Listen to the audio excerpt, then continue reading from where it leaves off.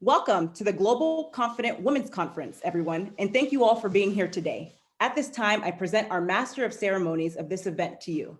Welcome, Melanie Ake. She's the founder of Everyday Leaders, Professional Coaching and Consulting, a certified John Maxwell Team Leadership Coach, speaker, and trainer. And as a certified Why Institute agent, she helps others discover their own why. Welcome, Melanie Ake. Thank you so much, Gigi. It's an honor to be here once again for your global conferences. Today, we're celebrating women and confidence. So, a few things we're going to learn today is how you gain confidence, what does confidence mean, what defines self confidence, and what is a confident person. So, stick with us today. We have so much to teach you, so many wonderful speakers and panelists. And we are going to introduce now Regeline Sabat, our host for this event. Regeline Gigi Sabat. She is a motivational keynote speaker, 2 times best-selling author, life coach, first-generation Haitian American, and the host of Walk With Me podcast. That's actually officially 1 year today that she announced it. So proud of you. She has this podcast on JRQ TV, a financial expert, and CEO and founder of Life Service Center of America, LLC. Our co-host today is Beatrice Severin Reed. She's an in-demand change and transition coach, international speaker, and change maker. I'll be sharing some quotes with you today, some confidence quotes that the ladies gave to me before this broadcast. Here's Gigi's. Confidence. Confidence should be something that's natural, just like beauty is within you. You just need to find it. Beata. Your confidence quote. The most alluring thing a woman can have is confidence. And that was from Beyonce. And you also said, this quote always reminds you that you're in power of your own life. You're the master in confidence, and it's the tool to reach what others perceive as impossible. I'd like to now transition to our keynote speaker today. Our keynote speaker is Ragni Sinikas. She's the founder of World Women Conference and Awards, Women Entrepreneurs TV, Change Makers Coach, and public speaker. Thank you so much for joining us today and all that you do, Ragni, and we are really excited to hear from you. Thank you, Gigi. Thank you, Beata, Melanie, and the whole team for this amazing event and for the invitation. So just let's jump right to it. So please take notes, as this is going to be very important if you truly are willing to transform your life. So today I will bring your attention to your behaviors and to the triggers why we do not feel confident enough to live our dream life. So let's first see what it is, what we call self-confidence. It means trusting your own judgment, capacities, and abilities. It's about valuing yourself and feeling worthy, regardless of any imperfections of what others may think about you. Now, with better awareness, we can make better decisions, and with better decisions, we are able to achieve better results. The question still remains why some of the people are sort of born with it and others are struggling with confidence. It all comes down to your narrative. So what's your narrative? Your narrative is your personal story. Your narrative is the lens through which you see the world. You do not see the world as it is. You see the world as you are. You do not see the world as it truly is in a reality. You see the world through your internal reality of your own belief system. When you get your world or your mindset to world class, your world is going to be okay, and I can tell you for sure. And you know, it is such a seduction. We often operate as victims. We blame our background, family, boss, or our job, or our hardships, or the negative people around us on why our lives are not working. And we are not playing at the legendary performance. So we blame the world for lack of the financial prosperity and the people around us because we are not in an epic health, for example. We blame our parents because we are not playing in a rare air of outright world class. The reality is we are our own worst enemy. We are our greatest saboteurs. But it takes a lot of courage, bravery, and personal responsibility to look in the mirror and say, it is my mindset that is causing me to behave like this at my job, or resist doing great job, or to procrastinate, or to walk through my life complaining, gossiping, and spreading the negativity around the world. It takes a lot of courage to say, it is because of my mindset. But the payoff for you is that when you say, you know what, my mindset is my mindset. And it was developed from the day I was born, based on the messaging of my parents, my teachers in school, based on the messages that I picked up from my peers and friends. I mean, that really is what your story is based on, that lens that you see the world. It's just the beliefs that you learned from the people around you. And unfortunately, a lot of us had parents or had associations or teachers, or it's even from the media and society around, and it happens invisibly. But the messaging that forms our personal narrative and our personal story and our personal stained glass window through which we see the world is one of the scarcity and mediocrity. And it really truly hypnotizes us to resign ourselves to think average, doing average work, and living an average life. And again, it gets back to why would you think that you are genius? As they are different. They got different talents, they are gifted, they are divinely blessed. And that is just nonsense. You know what positive psychologists teach us? Your story about your potential determines whether you live your potential. Why? Well, because if your story is Buffett, Elon Musk, Mother Teresa, well, those people were born into their greatness. Who am I to dream that big? Who am I to think that I can live world-class life? Who am I to think I can be the best of my industry? So if that is your story, then your story is going to be a self-fulfilling prophecy. Because if your story is that you cannot play at world class, you are not going to read the books or go to the courses, or you're not going to put in the practice hours that researchers, by the way, say is 3.44 hours a day for the 10 years, when the first signs of geniuses come up. And you're not going to surround yourself with other people that are committed to world-class skills. It's called the Talent Hub. You're not gonna basically run the strategies, neither the tactics, not going to install the rituals that are required for you to get to world class. Because your story and your narrative says you cannot be at world class. So your brain says, what's the point? Why not to spend the rest of my life watching television in a subdivision? And that is such a crime against humanity. If you do not remember anything else from this, then write down this. We are born into genius. We are all capable of legendary performance. You deserve a life well beyond your wildest dreams. The more you start thinking about your narrative, the more you will be aware of your narrative. Your transformation really lives in your awareness.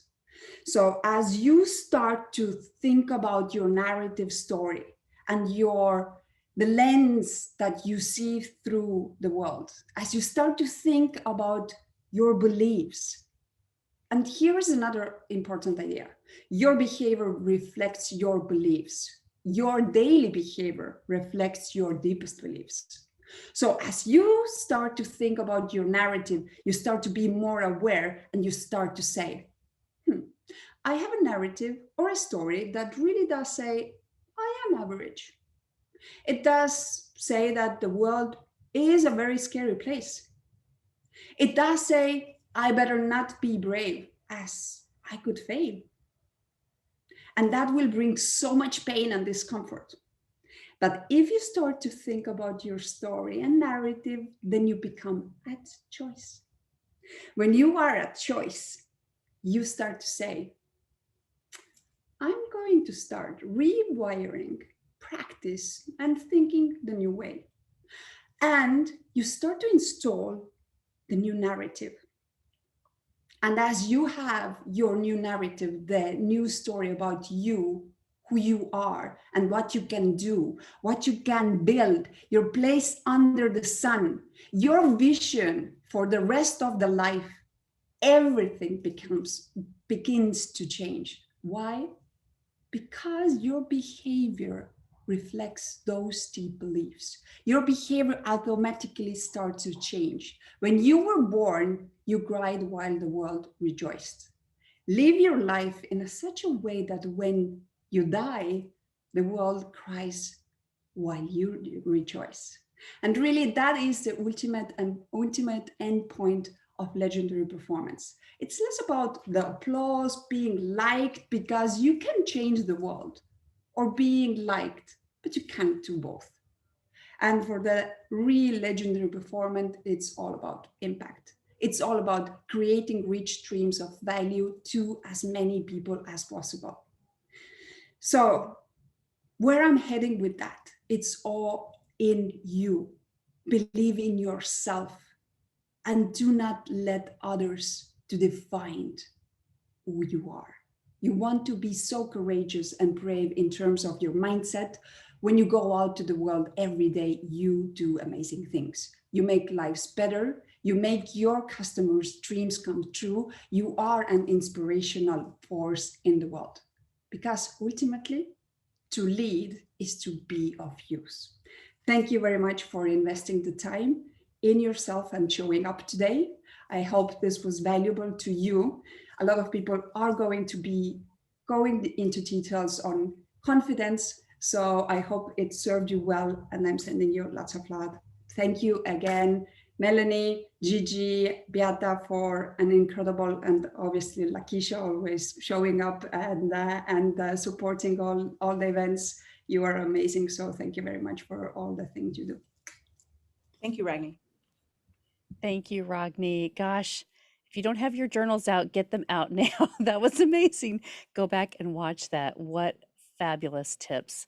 We have it within ourselves. And I love what you said. You know, when you're born, you cry and everyone else is rejoicing. And so we need to just turn that narrative around. You are always an inspiration, Ragni. Thank you very much for coming today.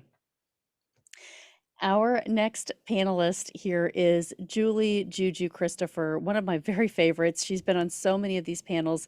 She's the CEO of Biz Tuition. She's a spiritual guide, music artist, and host of the Mystical Entrepreneur podcast. Now, let me start by giving you her quote today for confidence. She says, self-realization is the knowing in all parts of body, mind, and soul that you are now in possession of the kingdom of God, that you do not have to pray that it comes to you, that God's omnipresence is your omnipresence, and that all that you need to do is improve your knowing. Welcome, Juju. Thank you so much for your time today. Oh, wow. Whew, I have to close my eyes because I can see you all more. Your light is so precious, so beautiful, so bright. Thank you so much for having me. I'm so grateful for this time with all of you. Thank you so much on realization of the self. The only true inquiry towards anything in life that you all want to achieve, what is success love, relationship. It is the inquiry of the self. Make it a focus through that gaze of that supreme self, which is who you are. So the realization of the self, is how can we explain this experience, for instance, where you are sitting by the ocean and you are witnessing the sun peeking through the gaze of the sky, the reflection of the water. You can't truly really explain it into words. Can you? Absolutely not. So it is the experience of your own officially on your own, officially being on the path, which is seeing through God's eyes. Can you see through God's eyes? Can you reflect upon the ocean, which is your own self, divinity, supreme relationship with the self, with the big S, the I am, and dropping what is not, the I am, and that's enough. Can we have the courage to drop into the ocean of the I am, really, truly all that is? The reflection of the supreme self, which is yourself all alone. So the only question to focus, make it a habit of asking yourself that, who am I? And each time in that result of that question, anything that come up to the brushes of that question, which could be I am, or perhaps I am my thoughts. No, you're not.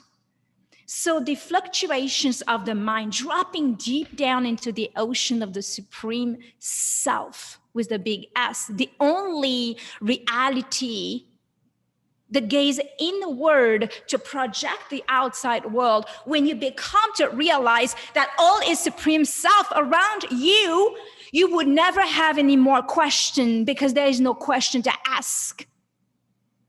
But who am I? I am not Juju. I am not my brand. I am not my skin. I am not my hair. Who am I? And then inquire, that is becoming satisfying on the higher path, being officially on the higher path. And I'm not talking about sitting down for hours on meditation, because that is irrelevant to who you are. Because the one who's meditating is no longer the one who's meditating. You become the witness of this bliss that you are. So beneath all that we think we are, we're dropping into the ocean of pure bliss, in the comfort of knowing that you are divine love, that you are seeing finally through the gaze of God, that you are home. Thank you for having me. I love you. Thank you, Juju. Juju, what a divine spirit you are. You just add so much value to everyone around you. And my goodness, thank you for just sharing your heart today. Our next panelist, Bella Cruz. She's an international best-selling author, award-winning motivational speaker, and CEO of Bella Cruz Enterprises. Her confidence quote: confidence, operating in your purpose with courage, because you know the great God of the universe gave it to you. Welcome, Bella. Welcome, everyone, and welcome, and thank you, Gigi and team, for having us on here today. I'm so excited to be here. Today, I'm going to be talking about confidence in the storm. You know, that is one of the things that either brings you into greatness or holds you back sometimes forever without fulfilling your destiny.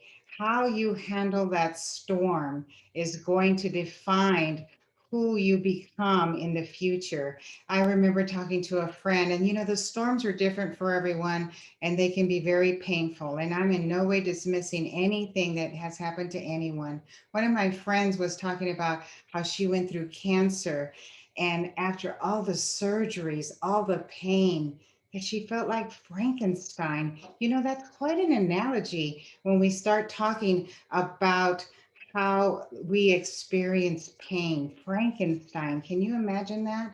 Another lady, she broke down in front of me. She started crying profusely while she was wiping the tears from her face, gasping for air because I could clearly hear the pain in her soul, in her heart.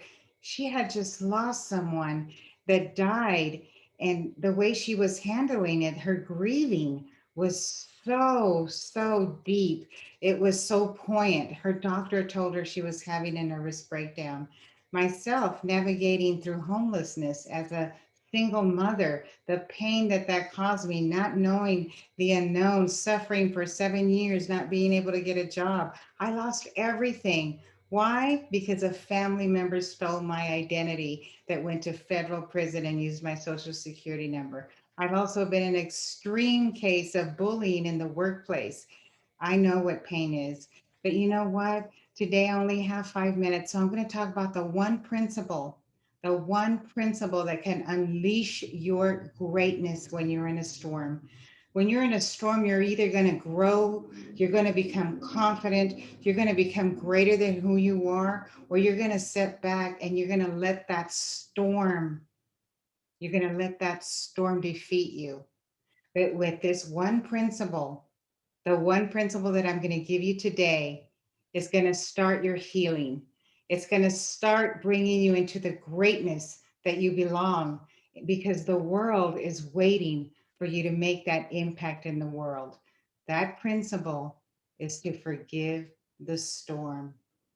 The storm may be painful. The waves are going to be pounding against your heart. You're going to cry. You're going to go through many pains. Do you know that Franklin D. Roosevelt, a quote by him, says that the sea, it says a smooth sea never made a skilled sailor. So forgiving the storm is a start to your greatness, to find out what your potential is and how you're going to handle everything in this world. So with that, I leave you today. If you have any forgiveness in your heart, any unforgiveness, no matter what, because the forgiveness is for you, it's not for others, I ask that you forgive the storm. Thank you. I'm Bella Cruz, and it's been an honor being here with you today. Thank you, Bella. Thank you. Thank you, Bella. What a beautiful story. Um, Congratulations on conquering your pain. Amazing. I think connect to your pain, forgive the storm, and use that to gain your confidence. Thank you so much.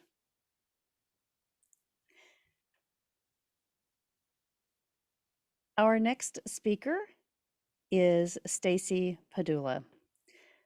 Stacy is a private educational consultant, director of private education company, founder of South Shore College Consulting and Tutoring, and founder of Briley and Baxter Publications. Now here's her confidence quote. Dwelling on the past and worrying about the future will only rob you of the present joy. She says she believes this relates to confidence because when you aren't fearful, but instead joyful, you will go forth with confident radiance that can move mountains. Her favorite confidence quote, Psalm 84:11. God withholds no good from those who walk uprightly. Thank you so much, Stacy, for joining us today and for sharing your quote. Great. Thank you so much for having me. It's wonderful to be here. So tonight I want to share with you the confidence that you can find while surmounting unexpected obstacles. I'm a firm believer that God withholds no good thing from those who walk with him. So having confidence in that has helped me not only overcome, but even thrive during really challenging times. Psalm 84:11 tells me that if the door shuts on something, whether it's a business venture, a relationship, an opportunity, then it wasn't God's best for me. And not only that, a closed door is actually going to redirect me to something even better. I have numerous examples of this in my own life, but tonight I want to share about something that happened to me about 5 years ago that propelled me into the world of entrepreneurship.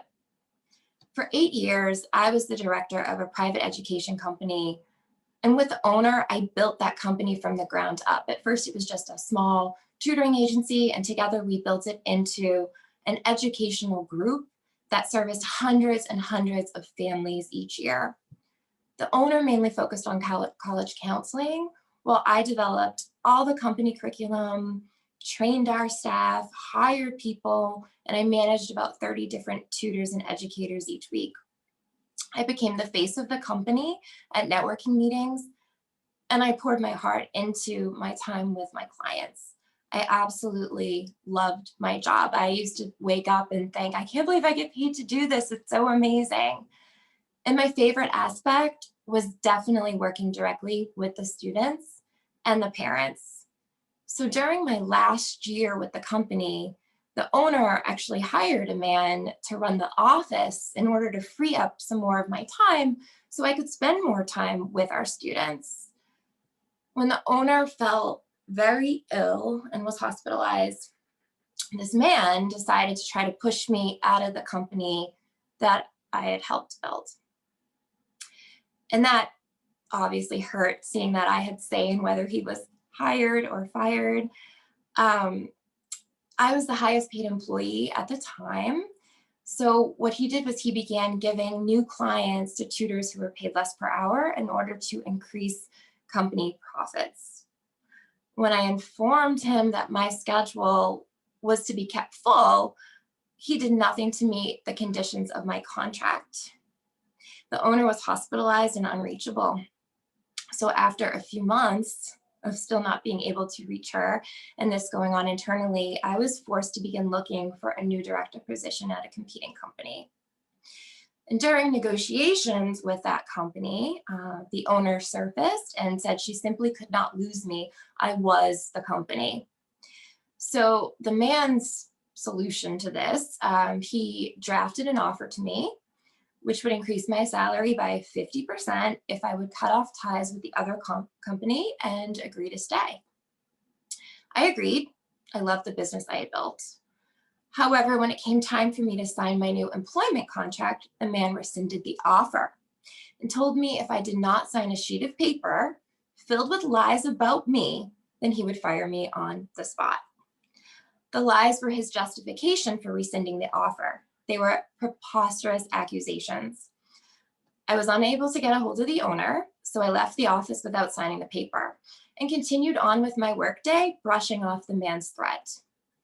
It turns out that the situation was tortious interference, and I was able to file a lawsuit against the company and fight for the rights to my clients.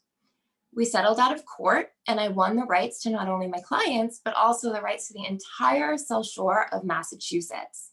I started my own company and doubled my yearly income while working much less. This granted me time to start writing a new book series, which is now being adapted for TV by an Emmy-winning producer. It allowed me time to start a publishing company to help other authors break into the industry. It opened the door to so many wonderful things.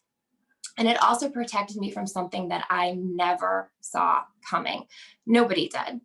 So months after I left my former company, a lawsuit was filed against the owner for child molestation.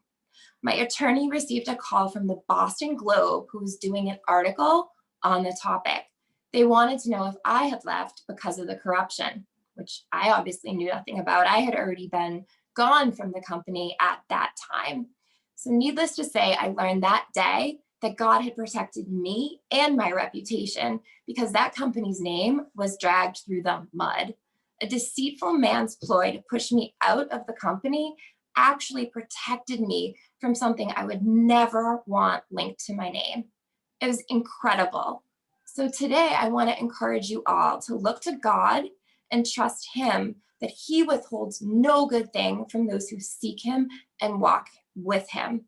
If a door closes, there's a reason, and it's most likely a blessing in disguise. Thank you, Stacy. Thank you, Stacy. Wow, you're a fighter. Keep going, girl. That Thank is you. awesome. What confidence, right? If you're not gaining confidence now, go back and watch this again. This is amazing. Thank you. Congratulations to you. Thank you. Amazing. So never stop fighting for what you believe in, and you will step into your purpose. Great, great takeaways. All right. Our next panelist, I believe here, Lakeisha, is Alona Paranakova. She is the international best-selling author and TEDx speaker. She has a BS and a BA and Master's in Ministry, candidate for doctoral in Christian counseling, and a PhD in Christian philosophy. She's a certified neurolinguist and a programming master practitioner. She's a professional master life coach and professional facilitator. And here's her quote. There are people who have money and people who are rich. And that was by Coco Chanel. And welcome, Alona. Greetings, everybody. Such an honor to be here. So I'm going to share with you a little bit of my life story. And I have been born as a product of the mixed culture. My mom was from a different country. My dad was from a different country. All my life, I have been called ugly by my relatives because my skin tone, my hair color, and my eye color did not match theirs. I have been not even given the Christian name during the baptism because I did not look like them either. I was cast out or was not allowed to enter to the universities because of my Russian last name. And and my dad didn't want me, my grandparents didn't want me. They never came to rock me. They never came to feed me. They never came to comfort me while I was crying when my mom needed the help. So all my life, I have been struggling to fit in. All my life, I wanted to be just like them. All my life, I tried to prove what I could to make sure that I have received the approval from my relatives, from my grandparents, so they will be adopting me as a part of their family. So, and I wanted to also enter to the university because just because I didn't have their last name. And it was a very devastating time for my life. So all my life, I was looking that something was wrong in me. All my life, I was trying to find, what did I do wrong? Why was I born with the blonde hair, with the blue eyes, with the lighter skin? Why couldn't I be born just like them with the darker skin? So I will be accepted and loved and was allowed to do so many things in my country. But, only now when I grew up, when I found out that the essence of your identity, it's your unique gift, your unique trademark. Nobody is like you. Nobody will be like you, no matter how much you hard to prove anybody else your worthiness, it will never be good enough. So what I have learned, not to base my identity on somebody else's approval, but also build it up on my incarnation. I started to walk like I belong to this world. I started to, to breathe like this air was meant for me. And I wanted to do so many things in my life. And when God showed me, yes, I'm talking about the higher power of God who had interfered into my faultless thoughts. And he proved my being because he put his trademark, his stamp on me that says, you are my masterpiece. I have thought how to create you. I have created how to make you, and you are just unique. And do not even try to fit in, because I did not make you to fit in. I made you to stand out from the crowd. And that was the message from him that I have received. I am direct descendant of the Armenian genocide survivor from the World War I. And my great-grandparents have been slaughtered in front of the eyes of my great-grandparents. But my grandfather, who had escaped this massacre, he had carried this special message, the message of dream, the message of not giving back do not repay or do not pay back evil with evil. Evil will never cast out the evil. Only love, only building and going forward, only focusing on what is best for you will be able to build who you are and give you pave you for your future where you're focusing on.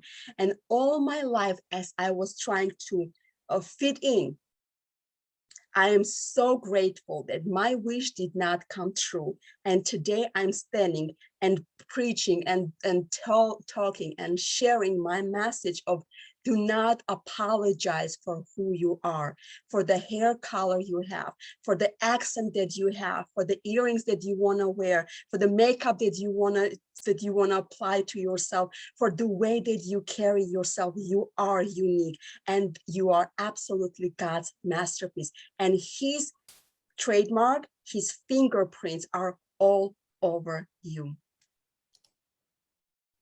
Thank you, Alona. Thank you, Alona. Remember, own your unique trademark and create your own story. You are amazing, my friend. Gaining your own confidence. Our next speaker here is Emma Jane Taylor. She's an author, a keynote speaker, a child sex abuse activist, and CEO of The Works Company.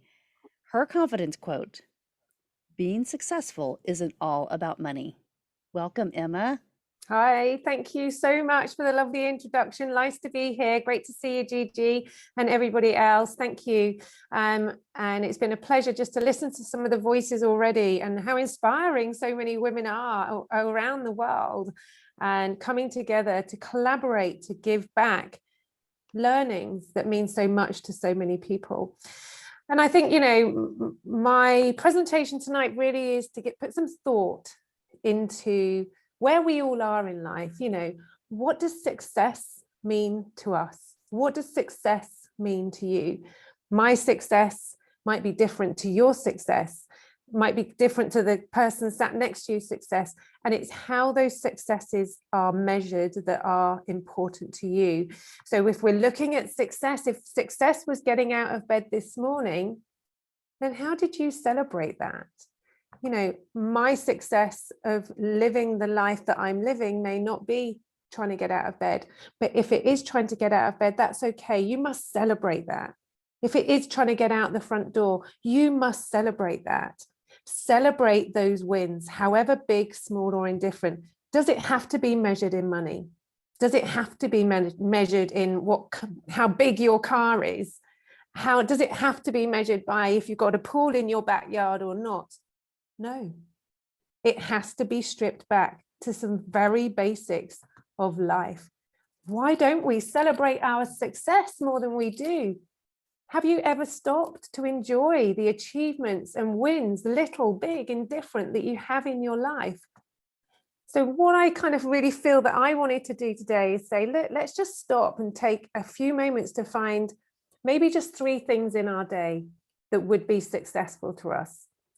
Because we don't. As a society across the globe, we don't. We have so much to be grateful for, so much. So finding just 3 things out of today, just being here is one of my successes. And I am grateful to be here enjoying this moment. So that's one of my successes. So what would my second success be? What would my third success be? So take one of those successes and celebrate it. So I'm in the UK tonight. It is coming up for 20 to 11. I'm going to celebrate this moment when I get off this call with the party that's going on in the other room next door to me tonight, because I've been here with Gigi and a fabulous bunch of women celebrating life, celebrating women. And I'm not going to drink because I don't drink. So I'm going to get a fizzy water and I'm going to put a cocktail stick in, and I am going to celebrate that because that is important to me. I am then going to remind myself of one success that I've achieved this month. Well, I have achieved great success this month because I've just recorded my TED Talk, and Grazia magazine have just asked me to comment on some of the articles they've written on Bill Cosby. Now that's a huge success for me because I've put myself out here as a child sex abuse activist. So that is a huge success. Gigi's a huge success of mine. She's been in my life this year. She's a huge success of mine. So what I want you to do is just stop engage your heart. Use that with the gratitude and focus that you have on the importance of life, because it really does matter. When I left school, I was told I was a girl going nowhere. You're a failure, I was told. You're going nowhere. These were real, simple warning signs of something more sinister in my life. But with little knowledge and awareness back in my day when I was at school, and I'm talking about in the 1970s when I was born, I was a 1980s senior school girl. Those things weren't talked about, but they affected me. So instead of leaving school thinking, yay, life's great, I left school thinking I'm just a loser. I've got nothing in my life. So I turned to drink. I turned to drugs. I turned to a life of crime and darkness. In fact, not many people thought I would still be here at 48. And they thought I'd be gone at 20, either in prison or dead. Thankfully, neither. And I was really grateful that I found success through therapy. And through the therapy that I thought would only take 12 weeks, which took about 25 years, it allowed me to grow wings, to liberate myself, to find my strength, to find my opportunity. So when I left school, that failure, I then became the CEO of the Works company. I employ a team of 30 people who are far more talented than me. I stand tall as an author, keynote speaker, and activist of child sex abuse. I am recognized globally now for the work that I do as the face of the Wellbeing Show for That's TV. In radio, I work in various different platforms in media activity across the world. And just this week, I was awarded the Queen's Award for the voluntary service for my ambassador role with SmartWorks in Reading. That is a success. That is because I took a moment to step back and not listen to what other people were saying. I gave myself that opportunity to really enjoy who I was and allowed my life to be.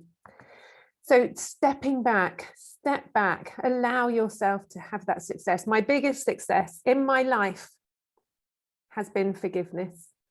And I'm sure this has been covered a lot. If I know Gigi, I'm sure it has been. Forgiveness, my biggest success to life. I forgave my abusers. I forgave my father when he told me he never wanted to see me again and hasn't. I forgave anyone who hurt me because I needed to step away. I needed to lose that bitterness. I need to re-engage who I was and cut off that pain and move away. Become that survivor, not the victim. I don't take things so literally anymore, but I use everything to enhance my future, to enjoy my success and to live my life richer because of this. Success isn't about money for me. It is about enjoying the simple wins, living the life I've been given, and to celebrate that and not the comparisons. I found me. I am me. I can enjoy life without technology. I can enjoy life with people who mean something. But most of all, I can enjoy life with gratitude, with forgiveness and passion. And I share that with you today because I think it's really important, ladies, we just go stop and just enjoy the simple things, because they are the biggest things you'll ever take with you to your next life. Thank you very much. I'm Emma Jane Taylor. I'm here in the UK and I've loved being with you ladies tonight. Thank you, Emma. Thank you. Thank you, Emma. Wow, define and celebrate your own success story. How many times are we hearing this tonight? This is amazing. Remember, you matter and you are important and you are worth everything. So go for it. Man, you've inspired me, Emma. Thank you. All right, our next panelist. This is so exciting. Can you guys feel the energy here? I feel like we're in the same room. Our next panelist is Cheryl Putterman. She is the founder and CEO at Nourishment Vitality. This is her quote from Brene Brown. Talk to yourself like you would talk to someone that you love. You either walk inside your story and own it, or you stand outside your story and hustle for your own worthiness. Believing that you're enough is what gives you the courage to be authentic. And I love this because, Cheryl, you said you love this quote as it speaks to your heart. Confidence and voice were two areas of your life that held you back for too long from sharing your gifts to the world. So welcome, and we're so excited to hear from you tonight. Thank you so much, Melanie, for your kind introduction. And it's truly an honor to join you all here today from Israel. Thank you, Reggie, Beata, and all of my fellow speakers and all of the participants who have joined us for such an important topic of confidence. So let's dive straight in. So today, I will address confidence from the perspective of body image and body confidence, an area that I was personally challenged with for so many years. This is actually what led me on my path of studies in nutritional psychology and mind-body nutrition, which is that fascinating connection between the brain, body, and behavior, and my expertise in stress and in anxiety management. Firstly, it's so important that we take an honest look at body image and what I call embodied empowerment from the lens of how you view and feel about your body. Now, embodiment at its most basic definition is being checked in as opposed to checked out. Embracing the natural expressions of our bodies, of our emotions, our feelings, our movements, our desires, and even our discomforts. It's being in and with the body on its own terms. Now, I would like to remind everyone that our minds are the most powerful force that we have. Mindset matters when it comes to many aspects of our lives, as we've heard this evening, but especially our confidence. I always tell my clients that in order to have the body that you want, you have to want the body that you have. And it starts with where you are at. The way I see it, the world regularly feeds us mixed messages about our bodies, about beauty, about ourselves, and the ways that we should look and feel. And depending on where you are, on your gender, your identity, your background, and the media that you consume, those messages, they can really sink in and influence our confidence in how we feel about ourselves. The fact that likability is tied to how you look is where so much of that negative body image wounding takes place. A negative body image is when you're preoccupied with thoughts about one's body and feeling unhappy about the way that you look. Here's some sobering statistics that show exactly that. 80% of women say that images of women in media make them feel insecure. 97% of women confess that they have at least one "I hate my body" moment each day. 90% of teenage girls aged 15 to 17 already want to change something about their appearance. Body dissatisfaction is something that we have learned. We have been programmed from a young age through idealized images that are force-fed to us by the media. When someone feels down about their body, they will carry that feeling into other areas of their lives and may also develop habits that can be self-sabotaging in the long run. A low body image can mean beliefs like, I'm not deserving, I cannot be successful, certain things are not possible for me, I won't be lovable until I'm in the body that I love. These beliefs dig deep into the psyche and they affect us on a physiological and on a psychological level. They create additional stress chemistry in the body, which will affect how we feel physically. And so symptoms like poor digestion and low immunity and fatigue, these have all got links to stress that can be caused by low mood, low self-esteem, low confidence, and poor body image. Now, the good news is that a negative body image is a learned behavior. And like any learned behavior, it can be replaced by a new way of thinking. It's not something that we heal overnight. It's a journey, and it takes time, and it takes conscious awareness. But here's what I want you to know. You cannot demand yourself into better confidence. You cannot shame yourself into transformation. You cannot negative talk yourself into transformation. Embrace the change that you wish to become in a loving and compassionate way. I always say that the journey always informs the destination, and it starts with you. Now, research has also shown that for older women, we show more acceptance and appreciation for our bodies and confidence when we discover more meaning in our lives beyond being accepted for only how we look.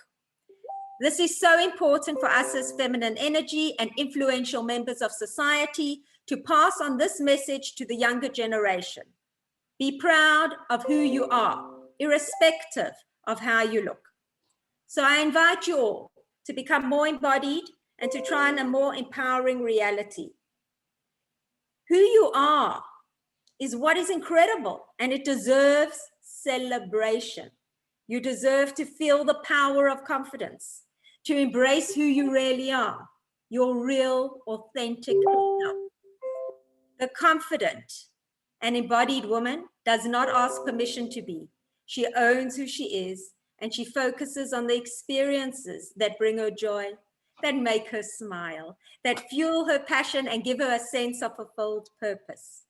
So to sum up, I would like to imagine for us all that as we continue on this journey called life, we all can get to embrace all of who we are and choose to cultivate confidence and acceptance within ourselves and within our bodies. Thank you, Cheryl Putterman from Israel, and I'm delighted to be here with you all today. Thank you, Cheryl.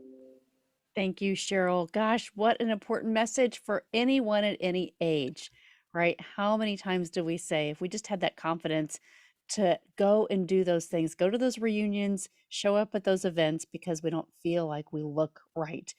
That's such a powerful message. And I so appreciate you bringing that to light today. For all these things that build our confidence, it is critical to our success. Our next panelist is Donna Campbell. Donna is the Mind Whisperer, formal financial advisor, #1 Amazon international best-selling author of her book, Financially Fit, and she's a professional speaker. Her quote today for confidence is, "Trust and you will see, believe and you will know, have faith, all is well, follow your heart, and your spirit will lead you." Welcome, Donna. Hi, and thank you so much for having me here today. And thank you, Gigi and Melanie, and everyone that's here helping with the Confident Women's Conference. It is such an amazing opportunity. What I'd like to share is about stepping into your own power confidently. And it's really about the energy of confidence that we exude from ourselves out to the rest of the world to attract back that confidence. That's exactly what the law of attraction talks about, the law of magnetism talks about. When you send out the energy for confidence, confidence returns. Now, there's 3 things that I have learned that help build that internal confidence. So when you step out into the world, you have that level. The first thing is your energy presence. It announces you long before you even enter a room because it's felt, and it's felt intuitively. Think about any time that you went to a business meeting, or you were meeting a client for the first time, or you were showing up for a friend or going to a conference. Your energy was felt in that room before you walked through that door. So take note of how you are walking into a room, into a place. Are you doing it from a place of confidence? Are you doing it from a place of, I don't know how I feel about this, or I'm just a little tired. I had a really long plane flight, because that energy is felt. The next thing that they see right after your energy presence is how you look.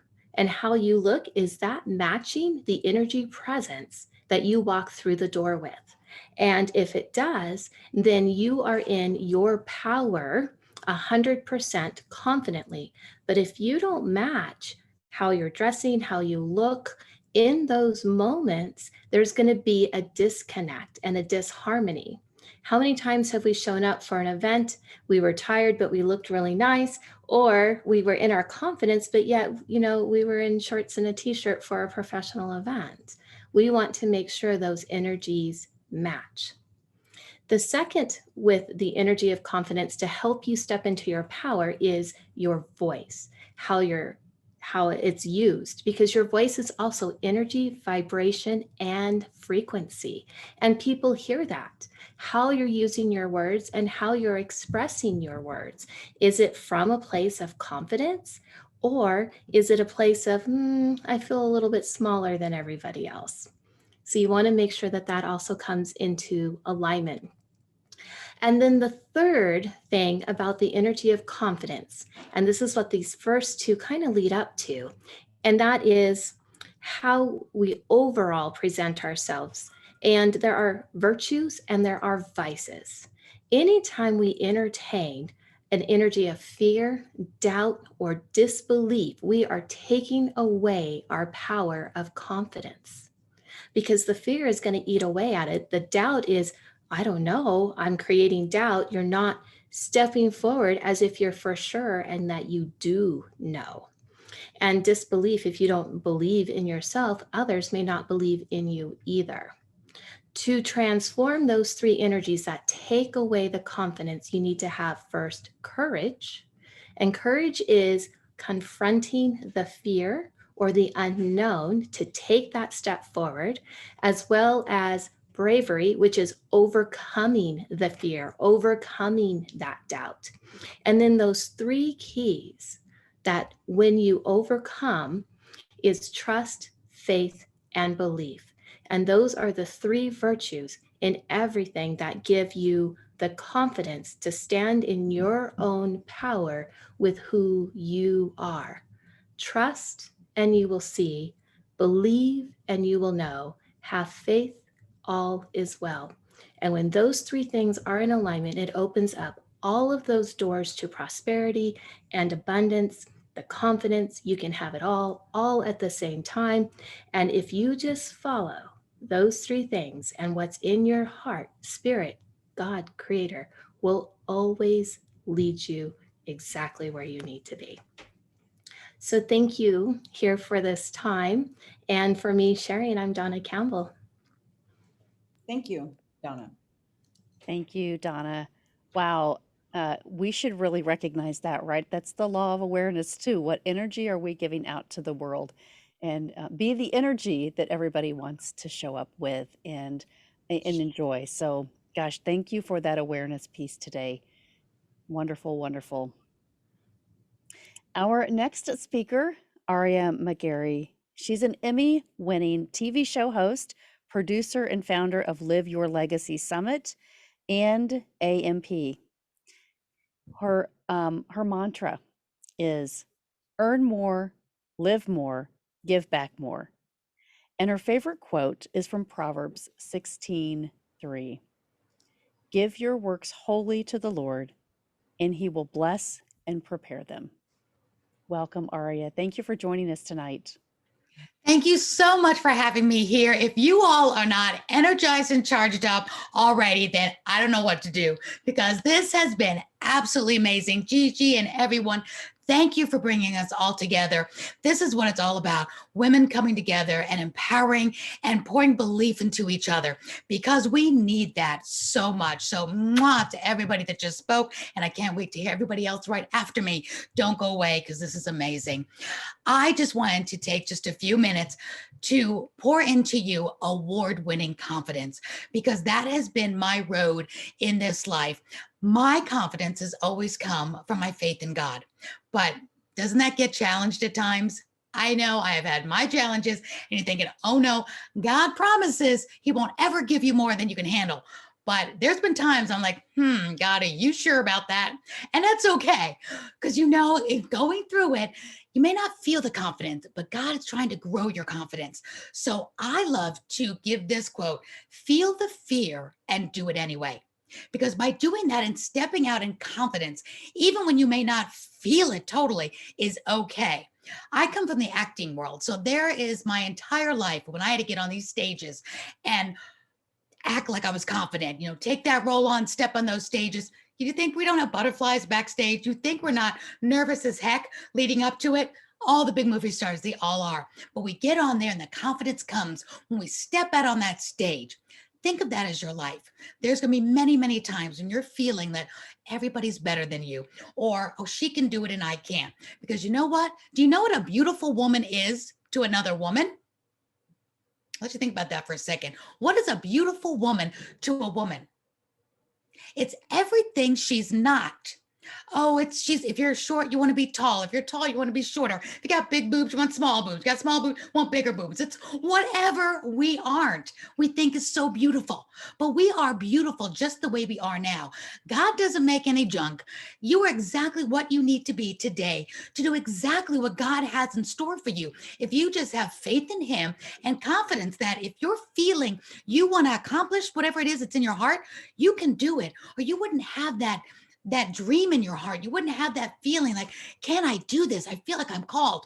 And I'm going to bring this right around to you, because not only did I get the confidence to escape domestic violence.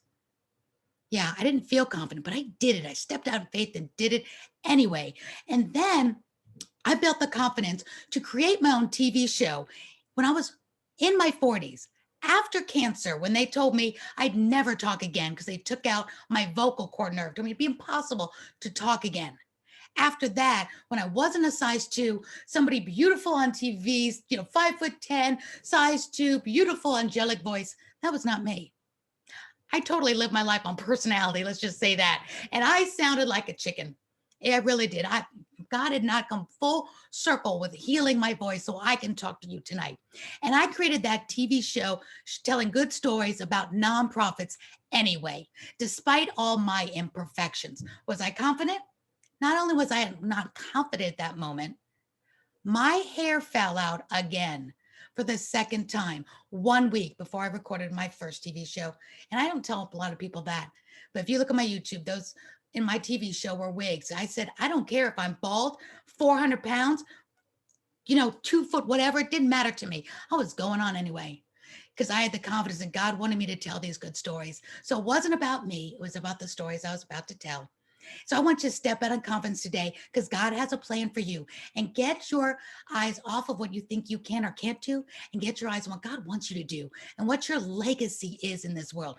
Because if I, at 48 years old, and I'm past that now, trust me, I'm going to be 60 soon, that I could win an Emmy Award, the highest award in my industry, not feeling the confidence, but faking it till I made it, and then getting the confidence that, wow, I guess I am enough today.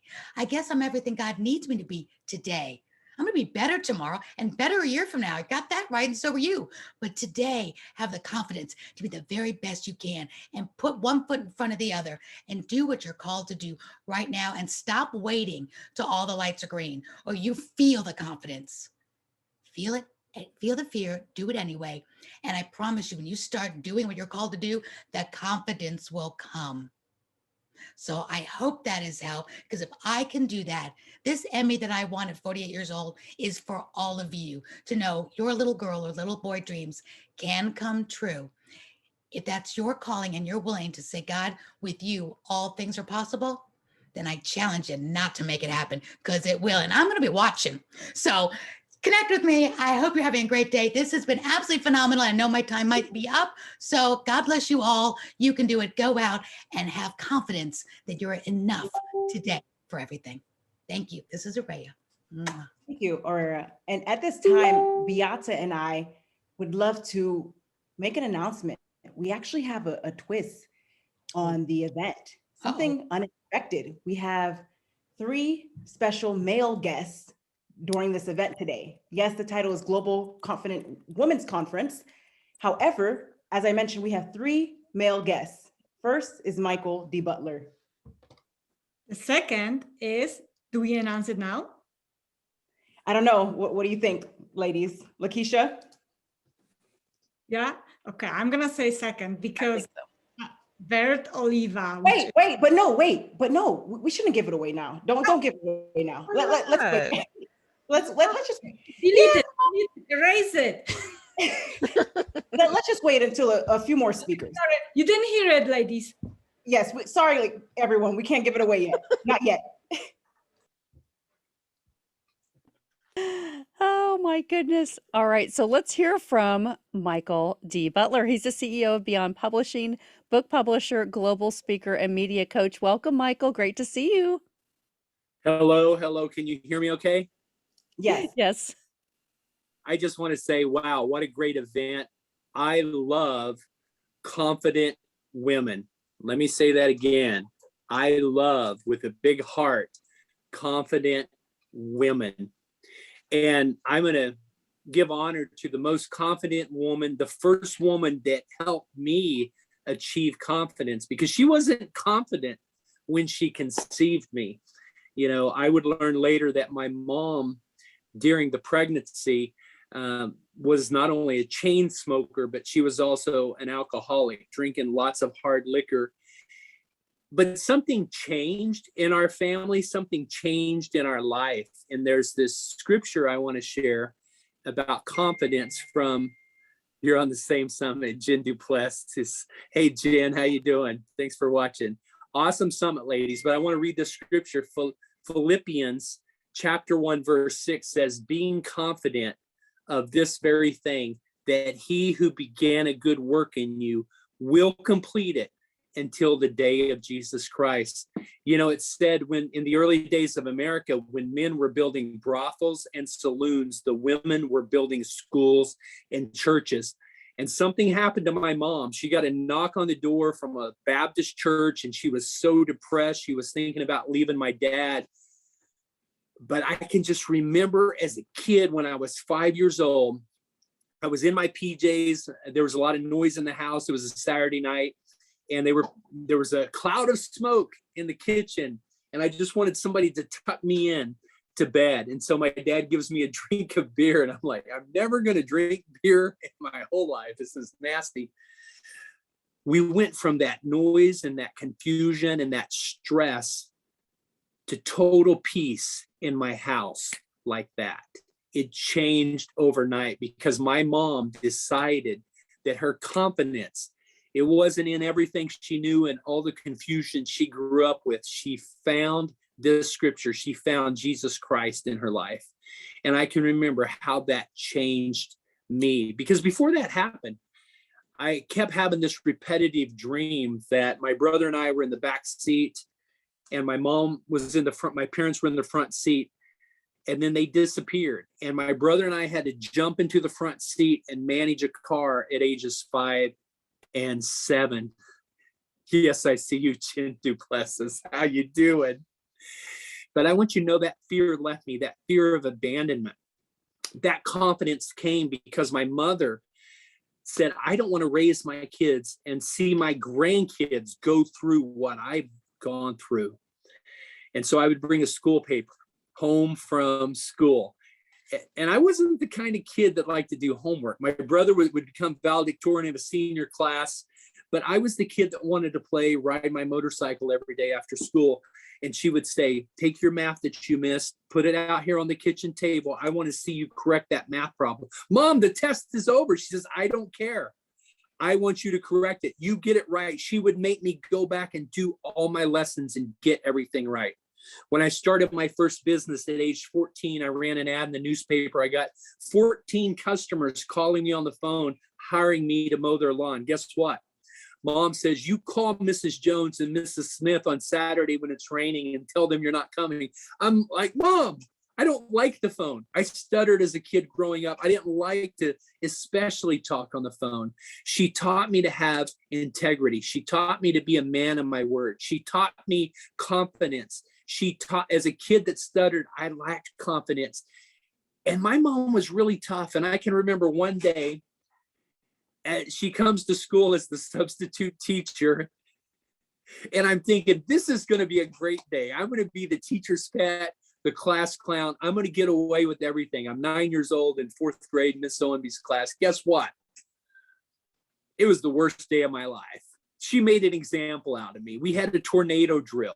I was going to show the class how we did it. And she just put me in my place because I needed that. And I'm grateful today, as my mom gets close to 80 years old, she's still a very confident woman, still very active. And I can see that she's going to be traveling the world with me in the near future because my dad's getting older. He just wants to go fish. But confidence is something that you find not from without, but from within. I would encourage you to look at the confident and amazing women of the Bible that changed history. God uses women in undercover ways and in powerful ways to change generations and to change nations. Look at Esther. Look at Ruth. Look at Naomi. Look at Deborah. Look at Mary, the mother of Jesus, when she said, Lord, be it to me exactly like you've said. I'm going to tell you, women, that you hold the key. You hold the key to the future generation. And if you have kids that are running from their purpose and running from their destiny, I'm going to encourage you to call forth the greatness out of them. And don't dog them about the things they're doing wrong, but give them a picture of who they really are. Change your language around that son or that daughter that's negative and that's all you know. Begin to speak life into them and begin to see them the way God sees them and begin to speak where they're going. Begin to give those futuristic words into their life and plant seeds, plant little verbal nuggets into them, and you're going to see change happen. I'm grateful my mom grabbed a hold of who she really was so she could change my life. In doing so, she not only changed my life, she's changed the course of millions of people around the globe. If you grew up in depression, if you grew up with lacking confidence, let me tell you something. It's time to step forth. There's nothing stopping you. We just had an amazing women's conference in Pakistan with 500 women, and two of our women, one of our board members and authors, and one of our young women who was 30, spoke to 500 women and thousands of women overall in the course of 12 days. And it was a powerful, amazing thing as women would come forward and decide to be doctors and lawyers and pastors and church planters and work with rescuing kids. It's just amazing what you can do to make a difference. Do not despise small things. Get started with the small. Let God give you a big idea out of the small thing that you're faithful with. I want to thank Gigi. I want to thank Melanie. I want to thank Letitia. I want to thank everybody on this panel today. And Donna, great job. Ilona, great job. Bella, super job. Stay tuned. It's about to get really great. Back to you, ladies. Keep it up. Thank you, Michael. Thank you. Thank you, Michael. Great to see you tonight. Our next panelist, Pamela Aubrey. Pamela is an EFT practitioner, intuitive energy consultant, Reiki master, and heart math facilitator. I love this. Her confidence quote is, "Don't be satisfied with stories, how things have gone with others. Unfold your own myth." And that's from Rumi. Thank you, Pamela, for sharing that, and welcome. Thank you so much. Wow, what a blessing and a joy to be part of this conference, and an honor to be here with so many amazing and powerful women and men. I have been personally already blown away by what's been shared here today. So thank you, Gigi, for making this possible, and all of you ladies who have invested your time in making this happen. So I want to talk a little bit about this idea of myth, and it's one that has been so powerful in my own life. And really without it, I probably wouldn't be here speaking on this panel today. What I really want to share is that the stories that we tell ourselves and others, no matter what has happened to us, can lead us to all that is intended for us. And if we allow them to, they can empower us to do things that we never imagined possible. And that's really my story. For many years, I had a personal mythology that would allow abusive people into my life. And I didn't honor myself in the way I should because I was raised in a way that taught me those kinds of behaviors were acceptable. And it wasn't until many years later that I woke up to the destruction that story was causing in my life. And I began to really understand the power of our personal myths. It was then that I started learning to rewrite my mythology and create the life that I wanted. And it was in this transformation that I was able to look at my life from a totally different perspective and see that the lie of unworthiness was keeping me from everything I truly wanted. And more importantly, I was teaching my son the same lesson. That wasn't something I could live with. And at that point, I became almost obsessed with changing my life. Since that time, I've grown to deeply appreciate the magic that happens when we start to really take a look at our personal myths and use them as a building block for creating the legacies we want. And so really, myths are those stories that express our deepest truths and shape our most basic understanding of the world. They help us to align with ourselves, others, the mystery of life, and the universe around us. So what I really mean by that is that they help us answer questions like, why are we here and where are we going? What role or roles do we play in the grand scheme of things? What's meaningful and why? And what is good and what is God? Another amazing function of myth is the way it shows us that we are not alone with our feelings, fears, conflicts, and aspirations. And I think this is more important than ever right now in the spiritual climate that we're in. We have to be purposeful about tending to our spiritual gardens more than ever, so we can maintain their integrity and not lose sight of what we are really capable of. Myths also make possible a sense of community because based on our beliefs, we choose to identify with certain groups of people. So essentially, myths bring deeper meaning into our lives. They challenge us to examine our stories, what has shaped them, and how we can revision our futures. And again, this is critical because we are constantly bombarded with messages from the media about who we should be, or we're being told what we should or shouldn't do, how we should think, who we should listen to. And what happens is that all the things that differentiate us as individuals and really create growth and expansion are lost. This is inherently dehumanizing, and we must remember that we all bring our own powerful gifts to the world. We are divine beings that can impact the world in a way no one else can. And so while we hold ourselves inside some of the myths of our culture, the universe, and even beyond, these are pieces of our myth, but they should not determine it. They must be balanced with our individual mythology, which is one we are responsible for creating. When I finally opened myself up to the possibility of a different story and began to discard all the stories I was told about who I was supposed to be, and how I was supposed to live my life, the trajectory of my life began to change. At that point, I was able to break free of toxic relationships, find more empowering ways to approach my life, and begin to see how I could impact the lives of others by helping them overcome these same struggles. And ultimately, that's what's at the heart of this kind of work. It's really a journey into the wonder of who we are and into the magic of what we bring to the world as an individual. What is so amazing about this is when we really know who we are and we tap into our own power, we are able to influence others to do the same. And we find harmony and beauty actually expands in all of our experiences. So allowing ourselves to take the journey of discovery and creation in the realm of myth opens our minds and hearts to the possibilities that are available to all of us. We have barely tapped the potential that we possess as a collective. And when we are all allowed to be and celebrate who we really are, we will begin to realize that. And so while there are some people that are upheld as celebrities or icons to be mimicked, this really just devalues our identities and the unique role we're meant to play in the universe. It's when we realize that we are of such great value that to be anything other than ourselves is actually a lesser version of us.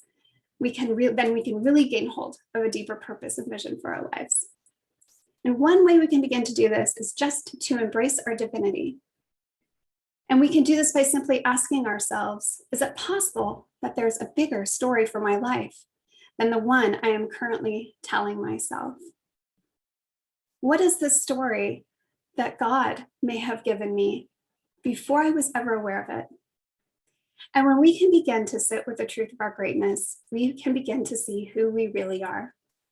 So I encourage everyone today to remember that we can choose something better and different today as individuals and as a collective.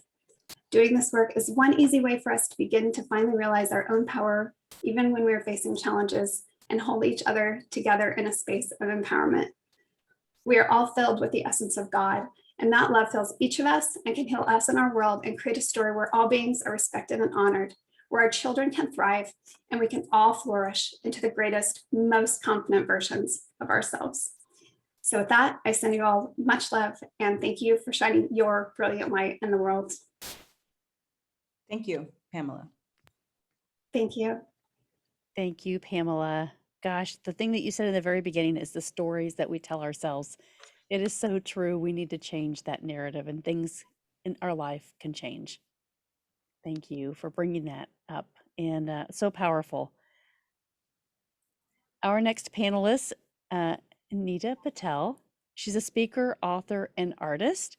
And her quote, her confidence quote today is, "What you do speaks so loud that I cannot hear what you say." And that's from Ralph Waldo Emerson. Thank you for joining us today. Thank you. Thank you so much for having me. And thank you for that introduction. What an honor to be here with so many incredible women. Gigi, you are amazing for putting this together. It's a beautiful way to uplift each other. You know, my mission is to help people feel confident in their own skin. And the way that I've approached that in my life is from the outside in. And that's what I want to share with you today. You know, it's a lot easier for us to change something on the outside than it is to change something on the inside. And so why not start there? When you lack confidence, no matter how bad you want opportunities to come to you, you're just not open to receiving them. It's almost as if you're repelling that very thing that you want. So when we're truly open to being confident, we open ourselves up to these opportunities. You know, oftentimes we think that we're confident because we've set our mind to achieving a goal, or we want our dreams to come true. And so we think that we're confident to receive them.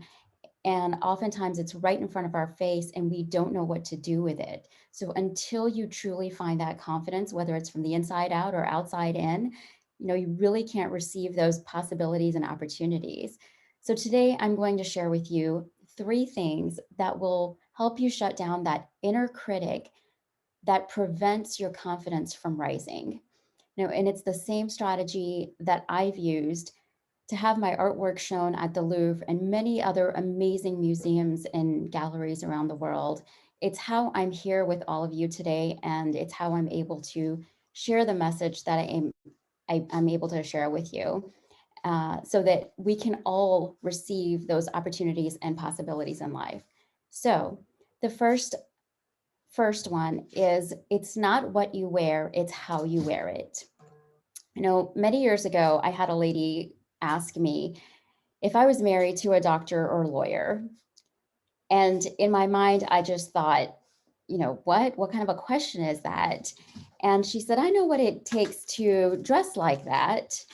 And I was wearing a green lace dress that day. It was from Forever 21, for all of you ladies who are familiar with that store. And, you know, I had a blazer and heels on. And so you don't have to wear that $1,000 suit or dress to impress anyone, but it's more about your body language. You know, when you shift your body language, how you stand tall, keeping your chin up, uncrossing your arms and opening up your shoulders, all of these power poses in this body language allows you to be confident and receive in various ways. A 2-minute power pose can change your entire body chemistry, leaving you feeling confident and approachable. And I'll share 2 confidence poses.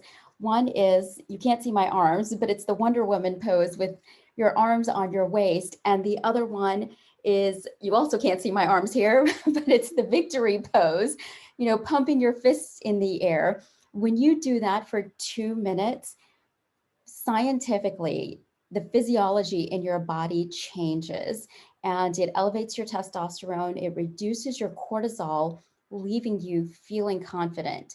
So again, like I said, if you can't change your confidence from the inside out, why not change it from the outside in? Number 2 is wearing the right attitude, confidence with humility. It will give you respect because you can own any room that you walk into and still be human enough to connect. And number 3 is smile from your heart. No matter what boardroom you walk into, no matter what client meeting you're walking into, or if it's a conversation with your children, oftentimes those are the most challenging, especially if you have teenagers.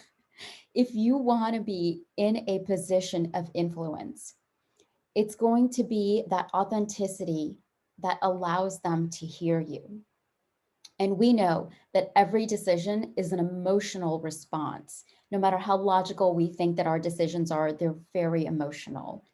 So it's all in your heart. If you smile from your heart, in fact, if you take a moment right now and take a deep breath in and imagine your heart smiling, it releases all the tension from your neck all the way to your chest. So smile from your heart.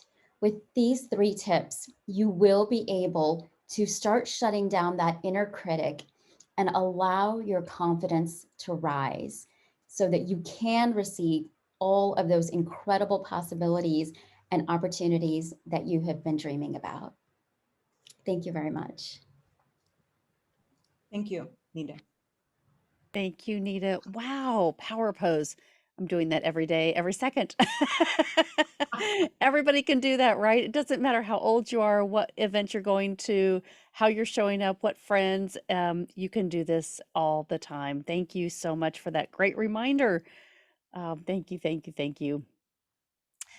I hope you guys are learning a lot and you have your journals out because this is just beginning. We have some amazing panelists coming up, and our next speaker is Jen Duplessis. Thank you for joining us today. You're an author, speaker, coach, podcast host, and lifestyle business mentor. And your quote is, "Leave your legacy while you're building it." I love that. Welcome today. Thank you so much. It is just a delight and an honor to be here with all of you today. And, for those that are watching, I hope that you're taking copious notes and that you go back to them and take action on those notes and not just consume. And so I wanted to just share with you today. Let me ask you this question. In a world of naysayers and a world of disbelievers and bullies, have you ever been told you can't? That you can't because you're too tall, you're too short, you're too fat, you're too skinny, you're too smart, you're too dumb, you're too woman, you're too man. Always being told that we can't. And my story starts with that. Jenny, who ain't got a penny. I was told all of my life that I was going to be worthless, that I wasn't going to have a penny to rub together, let alone nickels, pennies. But it becomes an inside job for me. And it was so interesting to listen to our previous speaker because she said it's an outside job versus an inside job. And that's what's so great about this conference is that we all derive our confidence from different places and from different styles and different ways. And many of us, when we're told that we can't, have drive. Those others, when we're told we can't, we curl up into a ball. But I want you to find the confidence to change that. So I'm starting a new TV show. I'm producing and hosting my own TV show called Tell Me I Can't. And we're going to show you how you can. And this comes from my own personal experiences. One of the things that I focus on most in my coaching and speaking, and a book that's coming out with Gigi in a couple of weeks called Impact, that I focus on is lifestyle business mastery. And what I mean by that is that you can't tell me that I can't. I can have it all. There's no such thing as balance for me because balance is too hard to attend to. It's easier to move from one task to another rather than to multitask. And as women, that's what we try to do. So lifestyle business mastery consists of 5 principles to elevate and learn how to master your life while you're mastering your priorities. And that's what we need to do as women. And that consists of the 5 steps: clarity, credibility, community, communication, and continuity. And my favorite of all is clarity. That's why I say live your legacy while you're building it. When we are clear about our purpose, we don't waste time. When we are clear about our purpose, it allows us to play with passion. And that's what life is all about. And I learned that many years ago. It allowed me, these 5 steps allowed me to achieve success in my industry that was unknown by women, to fund over $1 billion in mortgage loans in a career and be one of the first women to do that. It allowed me to also enjoy my family at the same time, and to be able to have the flexibility to now have 5 thriving businesses and still have that commanding life that I've always wanted. Today, I am a ballroom, Latin, and swing dancer, and I am an expert markswoman. I get to have it all, and so can you. So when someone tells you you can't, find it within you. I believe it's an inside job. It's an inside job to find it within you, to have the confidence to say, don't tell me I can't. Watch what I'm going to do. So I want to thank you so much for allowing me to spend just a few minutes with you to share how you can have it all. My name is Jen Duplessis with Kinetic Spark Consulting, and I hope that you are having a wonderful time here. And again, I want to say thank you, Gigi, Melanie, everybody, for having me here today. Thank you, Jen. Thank you, Jen, and congratulations on your new book. That's so exciting, you two. That is awesome. I wish I had it to show everyone. Yeah. We can't wait. That is so wonderful. Yeah, thank you. Congratulations. All right, Gigi, so we have Bert Olivia next? We have Alexa Oliva. Okay, Alexa Olivia, Oliva, I'm sorry, president of BAWA Studios and Conference Reel, Demo, Sizzle, Legacy, and Digital Reels. Welcome to the program, Alexa, and your quote is, if you are not loving your life, you are not living. Live in love. Hello, everyone. Yeah, I love that quote because I love living in love. But you know what? I want to share something with you. I'm fat, I'm Latin, and I'm broke. Do you love me now? Yeah, you know what? Those aren't things that we like to love. But I found out how to love myself because I'm the real Alexa. But I don't turn on your lights. I turn on your heart. And I use a meter. You know, and a lot of times we're like, oh, how do I meter myself? And who's gauging this? And I ask a lot of questions. And so I have questions that always come into my heart. And I don't know how to turn this off right now. Okay. So anyway. You said Alexa. I said Alexa and it rang the phone. Yeah, it's so bizarre. And it won't let me turn it off. All right, so that's the meter. You know, the meter's calling you all the time and you have to answer that meter, right? Well, my meter is God. And I know some people have a higher power and they call it something else, but for me, my meter is God. And when I speak to him, speaking to him all the time, it gives me confidence to live my life. And you know what? I was a bedsheet wearer.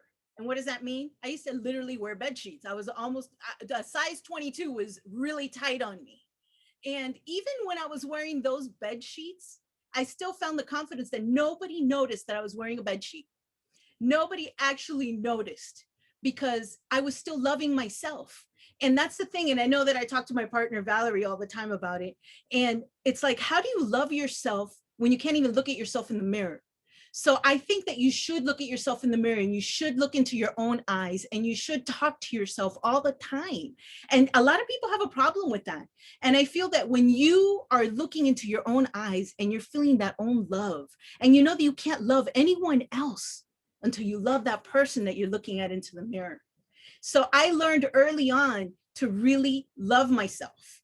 And my mom always said, you know what? Learn to love yourself, because not everyone's going to love you. You're not made for everyone, but those that accept you and love you, you give them love back always. And so I've learned to love myself and love all the experiences, the trials, the tribulations, and see what I can learn from that and how I can share that.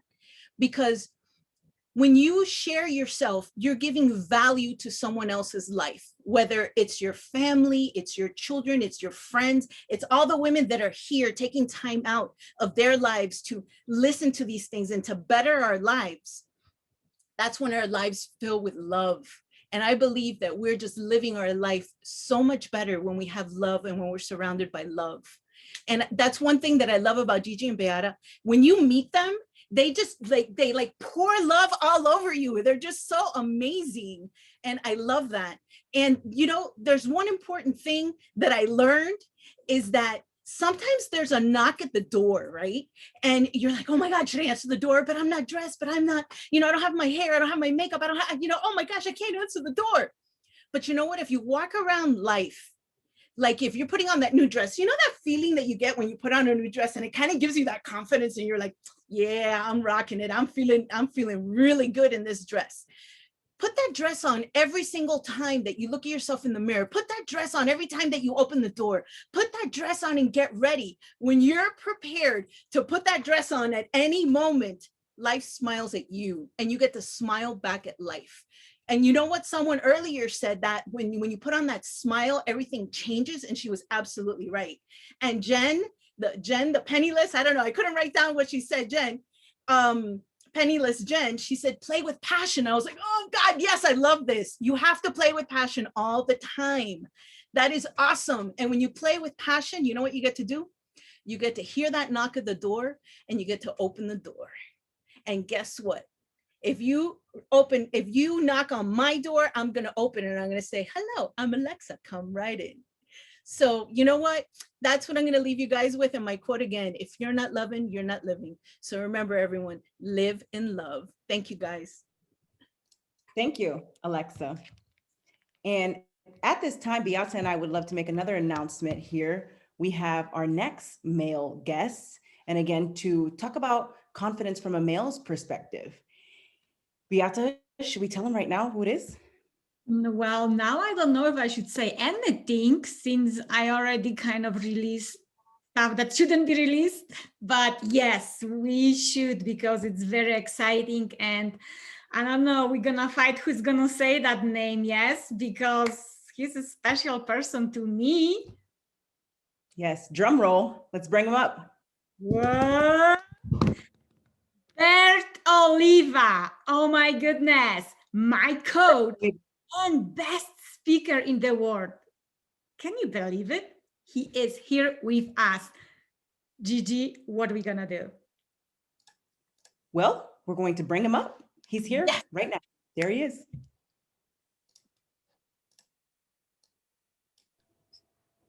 Okay, can you guys hear me? Yes. I'm having a little bit of technical difficulties, but that's okay, because at least we're here. First of all, I want to thank you all for this opportunity, being able to be a part of this amazing event. Gigi, Beata, you guys are phenomenal women, what you've done. And Melanie's like one of the best MCs I've seen all over social media. She just rocks it. And then Lakeisha, nice to meet you. So I'm going to be quick. Normally I speak for 5, 7, 8 days in an event, but I only have like right about now 4 minutes, but I'm going to make this happen. First thing I want to share with you is I want to share a story. My mother was my driving force. She was my #1 motivational speaker in the world. When I was born in Cuba and she was fleeing the Cuban regime because my father was communist. So she told me, later on in life, she told me, son, I really wanted you to succeed. And I knew that if I took you to the United States, anything was possible. So we went to the United States and I grew up without a father, no grandparents, no brothers, no sister, just my mother. And that was an amazing experience. Everything that she did was to teach me through her actions, things that she did. And one of the things I tell women all the time is that we kind of put our life second. My mom did the same thing. It was always the husband, the child, but what about you? You're the most important person in the world. If you don't love yourself, how can you share love? If you are not empowered, how can you empower other people? At the end of the day, start working on yourself. And that's one of the things that I kind of regret, that my mom was all about me. Well, in a way, I kind of like it because, she made me feel special. But at the end of the day, it was really, she needed to take more time for herself. And that's one of the things I like to share with everyone. But I remember with her, we used to go to these beautiful houses, these big mansions, and I'll be like, Mom, one day I'm going to have a mansion just like this, because she would clean their floors. And she'll say, Mijo, son, lo que tú quieras, whatever you want. I said, Mom, I want to be a doctor. She said, Mijo, son, lo que tú quieras. And then back in the day, the people that had a lot of jewelry, I'm a little old, so I'm going to age myself, but it was either Elvis Presley or Liberace. And Elvis Presley was pretty cool, right? So I remember her telling Mom, I want to be like Elvis Presley. She said, Mijo, lo que tú quieras. Anything I wanted to do was possible. And that's what I want to share with you here right now. Everything you want to do is possible, but go after the results. Don't go after your ego. When you go after your ego, you're edging God out. You're edging greatness out. Build on your results. Identify your purpose. That's one of the tools I want to leave you guys with. Identify your purpose. What is it you really want to do? Do not allow social media to identify your purpose. I want you to find it, because you're great. You have greatness inside of you. The only person that's holding you back is yourself. But we compare ourselves to the influencers. We compare ourselves to maybe influencer in our sector or in our space. And let me tell you something. You may never look like them. Look, there's not many speakers out there with this sexy beard. So you got to stand out. You got to be different. You got to be great. Also, get out of your comfort zone. Stop trying to be perfect. People don't like perfect people. People like real people.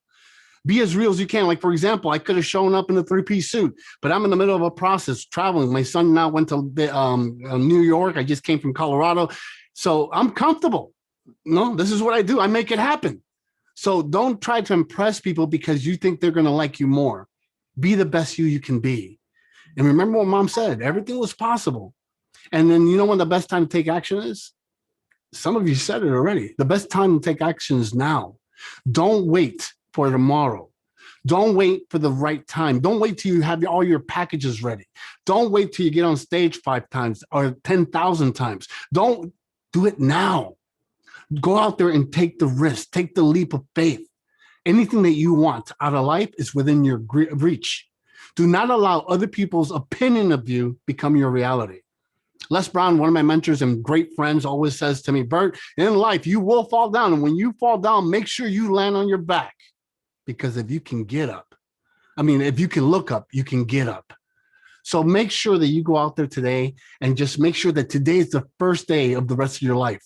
Don't wait for tomorrow. Take action today. Make things happen. That's what we're all about. And I really wish I had more time to be with you guys. And I'm kind of going a little short. But realistically, you are greatness. What you're looking for is already inside of you. Just tap into it. Go out and do it. Live your dream. God wanted you to have great things in your life, whether it's wealth, success, whatever it is, you have it. The only reason you don't have it right now is because you're waiting for that perfect moment, and the best time is now. So my name is Bert Oliva. I'm going to leave you with the quote I live by. Live life and don't let life live you. Cuban born, American made. And I'm proud to be an American, where at least I know I'm free. Thank you, Kurt. Thank you. You're awesome. Let's go, make it happen. Let's go. If I had more time, I would have your audience dancing. And, one of the things we need to tell your audience right now, you have to celebrate these ladies. On 3, celebrate these ladies. A little bit of music here, it doesn't help. Come on.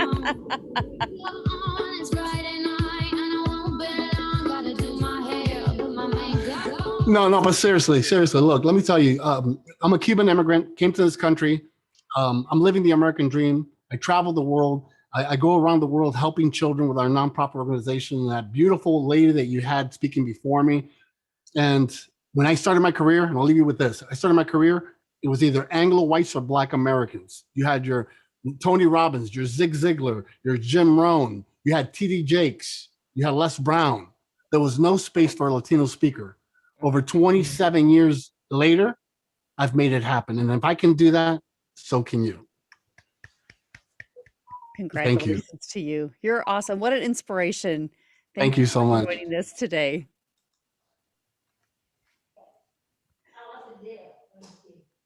All right. Now we are going to celebrate one of our confident women that has been behind the scenes for all of these panels, all of these global conferences. Lakeisha James, it's such an honor to introduce you. You're a corporate event planner, set designer, mentor, author, and Atlanta chapter leader for World Women Conference and Awards.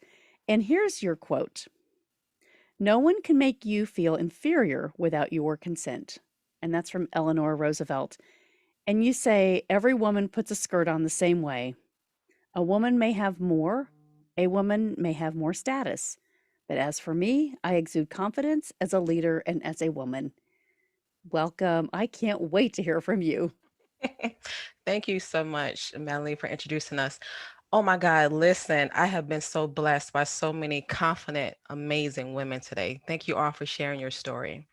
As you guys know, I am Lakeisha James. I learned from the beginning of my journey, I was born victorious. No matter what I experienced or what I encountered, it was not going to slow me down from my destiny. Fast forward to a few years ago, I'm more than a conqueror. My journey, despite the setbacks, the late nights, the tears, the heartaches, was well worth it. Back in 2018, I was in a dark place. I was in a place that was unfamiliar. I lost the woman that I knew I was. I lost weight, I felt alone, and I felt empty. I even had unhealthy thoughts in my mind. I had to raise from the darkness, and instead of dying in the valley, I chose to live life. The reason why I say that is every woman has a story. Every woman has a struggle. But what you do with both will determine the impact you'll make. We all have a promise of victory. What is a victorious woman? She is the woman who stretches out of her comfort zone into the greater, richer, full expression of who she really is. We bounce back from battles. That's what makes us victorious. I want to encourage you on this day. When you are feeling weary and certain things in your life has drained you, remember, you were created to be victorious. There's nothing you cannot do. When you are feeling vulnerable, love yourself and love on yourself. Let me further remind you that you are a precious gift from God. Romans 8:37 assures us that God has given us the power to conquer and to be victorious. I want to challenge you to think, feel, and walk in your victory moments. Remember, you were created to be victorious. As women, we're strong, we're nurturers, and we deserve to be celebrated. You were, again, created to overcome whatever life throws at you. On this day and every day, you are victorious. I want to share a poem with you. It's called Victorious Attitude by James Kistner. You cannot win the race unless you follow through. You cannot blame the others, for it all depends on you. You cannot win the battle if you do not raise your sword. You cannot claim a victory if there is no reward. You cannot shape the future if you wait until it's here. The future has no purpose if you live today in fear. Your future lies within your hand. To do what you want, you may, for tomorrow brings results of what you've done today. The choices that you make today reflect the life you seek. But first of all, the seeds are sown before the gardener reaps. The future is like a lump of clay. You hold it within your hand. As the time goes by, the clay gets hard, so mold it while you can. Failure is an attitude that haunts the mind of man, but results will be successful for the one who knows she can. We can be successful if you say we are successful. I'm going to leave you with one last thing. You are free from defeat. You're free from judgment. You're free from discouragement, and you're free from fear. One more time. You are free from defeat. You're free from judgment. You're free from discouragement, and you're free from fear. Thank you again for allowing me to share this stage with such amazing and confident women. I celebrate and I salute you all. Thank you. Thank you, Lakeisha. Amen, Lakeisha. We are free. What a great message. Thank you for sharing tonight. And thank you for all that you do. Our next speaker and panelist, Jo Davis. She is officially the #1 best-selling author now, speaker, gifted, intuitive, adventure addict, Reiki master teacher, death doula, and the founder of Lift a Sister Up. You say intuition is your superpower. Welcome. Thank you. It is such an honor to be with all of you this evening. I'm going to remember the next time I do one of these to go on earlier, because I can't imagine what I could possibly bring to the table that you beautiful ladies have not already brought. I'm blown away. I am energized. I'm inspired. I'm the pressure's on. But I'm just honored to be in all y'all's presence and just feeding off of all of this energy. I am a firm believer that intuition is our superpower, and that we are always being guided, and we get these nudges and these whispers. And I'm going to take it a step farther. I'm going to bring it to the front of this conversation, that intuition is our red phone to God. It is our red phone to our higher power, and it's always with us. It's not this thing outside of us, external of us, that we have to seek and demand and search for. And I don't think it has to be hard work. I think that it's the thing that runs through our veins, and it's in our breath, and it's in our heart, and it's as natural as waking up in the morning and falling asleep at night. It should be effortless. And when we get out of our way and we open up our heart space and we embrace this experience and this gift called life, and we're not attached to what people think about us and how we see ourselves, we just do the thing because it's the right thing in every moment and choice to choice, it changes our lives. This whole conference is about confidence. And I think for the women out there, if I were listening, I would want to know, like, how do I get there? How do I get to that space where all these remarkable women that are on this panel speaking are talking about confidence and changing their lives and taking that next step to this next level living of epicness and awesome sauce, and feeling connected to the world around us, and recognizing our purpose, our sacred contract, the reason we are here on this planet in this moment right now. And I would say the secret to that for me, y'all can take this and run with it, apply it to however you need to in your beliefs, in your heart, in your life, in your everyday moment to moment decisions, is listening to that little voice in your belly, that feeling in your body, that guttural sense of, I feel like I'm supposed to make this decision, and it sounds crazy, and I'm nervous and I'm scared. And courage comes from listening to those little nudges and whispers. And every day, moment to moment, when decisions show up, if we just feel that feeling in our belly and we're listening to that voice of our higher power, God, whatever you want to call it, whatever it is for you, it's beautiful and it's okay. You can call it by any name. But as we listen to those little nudges and whispers, we start making these decisions, and the most miraculous thing happens. And I know Beata can attest to this, and I know Gigi can attest to this, is we start trusting, oh, something else is happening here. I'm listening to these callings in my heart space, and I'm trusting, and I'm having faith that I know that I'm divine and I'm here on this planet for bigger things than just this moment. Something's coming. It's right around the corner. When we're hopeless, when we're struggling, it's right around the corner. And we listen to that little nudge and that whisper, and we start making this decision, and then this decision, and then this decision, and things start going great. Things start feeling effortless, and the right people are showing up, and the money and the finances and the relationships. I mean, look at this panel of women. How did we all connect? Because Gigi, Beata, Lakeisha, Melanie, all of us started listening and taking action in faith and making decisions one at a time. That's simple. And when you start doing that, and your heart gets bigger and bigger and bigger, and the noise in your brain gets a little bit quieter, that's that red phone to God, not this big thing out here. It's like through us, and it's a part of us, and it wants to divinely guide us. And that's where our heart expands, and we just feel right. We make decisions that might look crazy to all of our low vibe people in our life that we're outgrowing. We make these decisions, and we get more and more confident and strong. And we suddenly shift to this space where we know who we are. That's God stuff. That's awesome sauce. That's divine guidance and timing. And man, and then you start attracting these amazing women, like the women on this panel. Are you kidding me? Like, I won the lottery to be in the presence of these goddess, amazing humans that are on this planet to make a difference, and that want to lock arms with all these other women and men on the planet, and let's go together. Let's succeed together. Let's roll around in the money and the good health and the phenomenal relationships. And then this other magic thing happens. Guess what? These people that aren't in the season of our life, they're not meant for us, slowly fade away. And that's okay, because you keep shining and you become an inspiration, this bright light, and they're like watching you and you're inspiring them. It's not that you're leaving them by the wayside. It's that you're this bright light now that is, giving them the confidence or encouragement or entertaining the possibility that they can achieve greatness as well. And it's not these big acts. It's the little things. It's the little acts of kindness and trusting that our heart is guiding us in the right direction, this connection to our soul, which again is that red phone to our higher power, that red phone to God. Think about that. The next time you have this urge or this nudge in your belly, or something feels a little wrong or it feels right, but maybe it looks crazy. Remember, that's the angels, that's God, that's your guides. All these things around you wanting what's best for you, wanting an epic, amazing, phenomenal life for you. That's all I got. I don't even know how to that's my wrap up.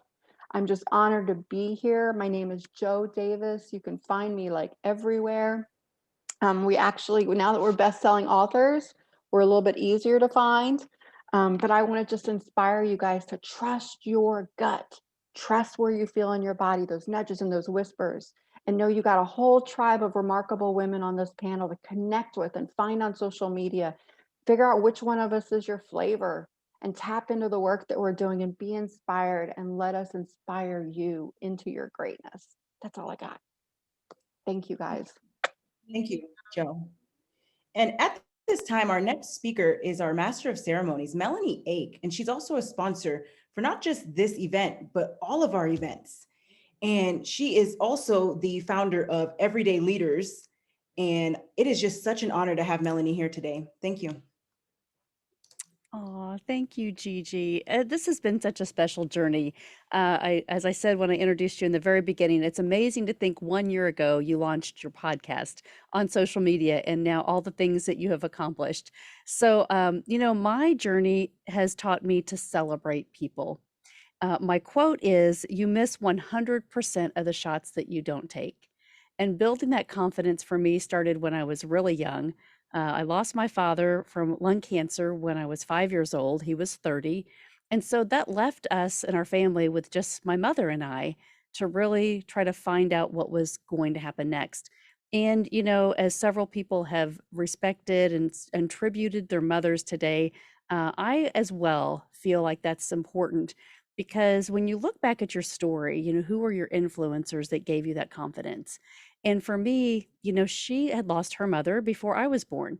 So she didn't have a mentor to kind of figure out what happens now when you lose your spouse at 30, and what happens to your child. Well, how do you raise a child on your own? And how do you go back into the world and connect to people that, don't live the same life. They don't look like you. They're married, they have children, they have double incomes. And back in the 70s, it was difficult. And so she kept a lot of things to herself. But one thing that she did to give me the confidence in my life and to begin really this level of understanding who I was, one Friday night, she saw a flyer from school. Now, at that time, some of you that are in your 50s, you remember these newsletters that came home with us on Fridays. And so this one said, "Sign up for hockey." And my mom said, "Do you want to do that?" And I said, "Well, sure." So the signups were the very next day at a local park. And so when we got over there, she thought it was like field hockey. And it wasn't. It was ice hockey. And you know what? There were no other girls that were signing up. But in the early 70s, I signed up for this sport that I learned how to ice skate. I learned how to be a team player, and I was accepted on the team and the league for 12 years as the only girl playing ice hockey. Now, it was really funny because I went into the locker rooms. I'm sure the mothers, right, were looking at me like, "You can't go into that locker room and you can't be a part of this team," because it was their beliefs that they put on to other people. But I fit in. I accepted others where they were. I grew in my confidence. And my quote is, "You miss 100% of the shots you don't take," because that's true. I could have turned around that night in fear. I could have said, no, I don't look like anybody else. I don't want to take this risk. I don't want to be challenged with this. Instead, I said, give me my skates. Let's get a stick and let's learn how to skate. And I want to learn the strategy of the game. And so, what I learned through this is ice hockey taught me strategy. It taught me confidence, and it also taught me to look to where the puck is going. Meaning, in your life, when you think you're bogged down with problems and situations, don't let that get you down. You have to look at tomorrow. You have to have faith in your journey. And, my grandparents were song evangelists. And after my father died, I used to travel with them all over the country. And so I learned about faith and God. And they always said, whatever you're dealing with today, if you have faith, tomorrow will be better. And so learning that to put that with my confidence in looking to where the puck is going and not where it is, meaning look for your faith, look towards tomorrow, and know what your journey is all about. It made me confident to make decisions as I was getting into my years of going into college, and I decided to go work at Disney World because I wanted to take that experience of what Disney represented in the world and how I could use that in my own business or my own life. And so I took it upon myself. I had that confidence. Go down and apply. Don't let that stop you. What I learned from that was, gosh, you have to create your own experiences in the world, right? So many other people around you, they put pressures on you. You may compare yourself. You may not look different. You may not be doing all of the things that your friends are doing, but it doesn't matter because, like everyone on this panel has said, it is your journey. And when you realize, when you go back and you appreciate, you forgive those that may not have done the things that you would have done at those times in their life, your parents, your siblings, but it's your journey. And if you step into it fully, you take that confidence with you. That just exudes. We talked about showing up in the room with that energy and that confidence and that smile and that power pose, right? We do all those things. People see that within us. They want to become that energy. So, all I want to say in closing is that you can do anything that you want in this world. Go back and look at your life at the times that you did make those decisions, that you did add value to your life in tremendous ways. Give yourself the confidence and the credit and the freedom to live the life that you were designed to be. I'm so proud of all of you. Thank you for joining us tonight. And go take those shots. Take the 100% of all of the shots right in front of you and look to where that puck is going. Thank you so much, Gigi, for giving me the opportunity to speak tonight. And I appreciate all of you. Congratulations. And thank you very much for everything you're doing. You're welcome. And our next speaker is Missy. Our next speaker is Missy. Missy, I am grabbing your, hold on just a second. I'm so sorry.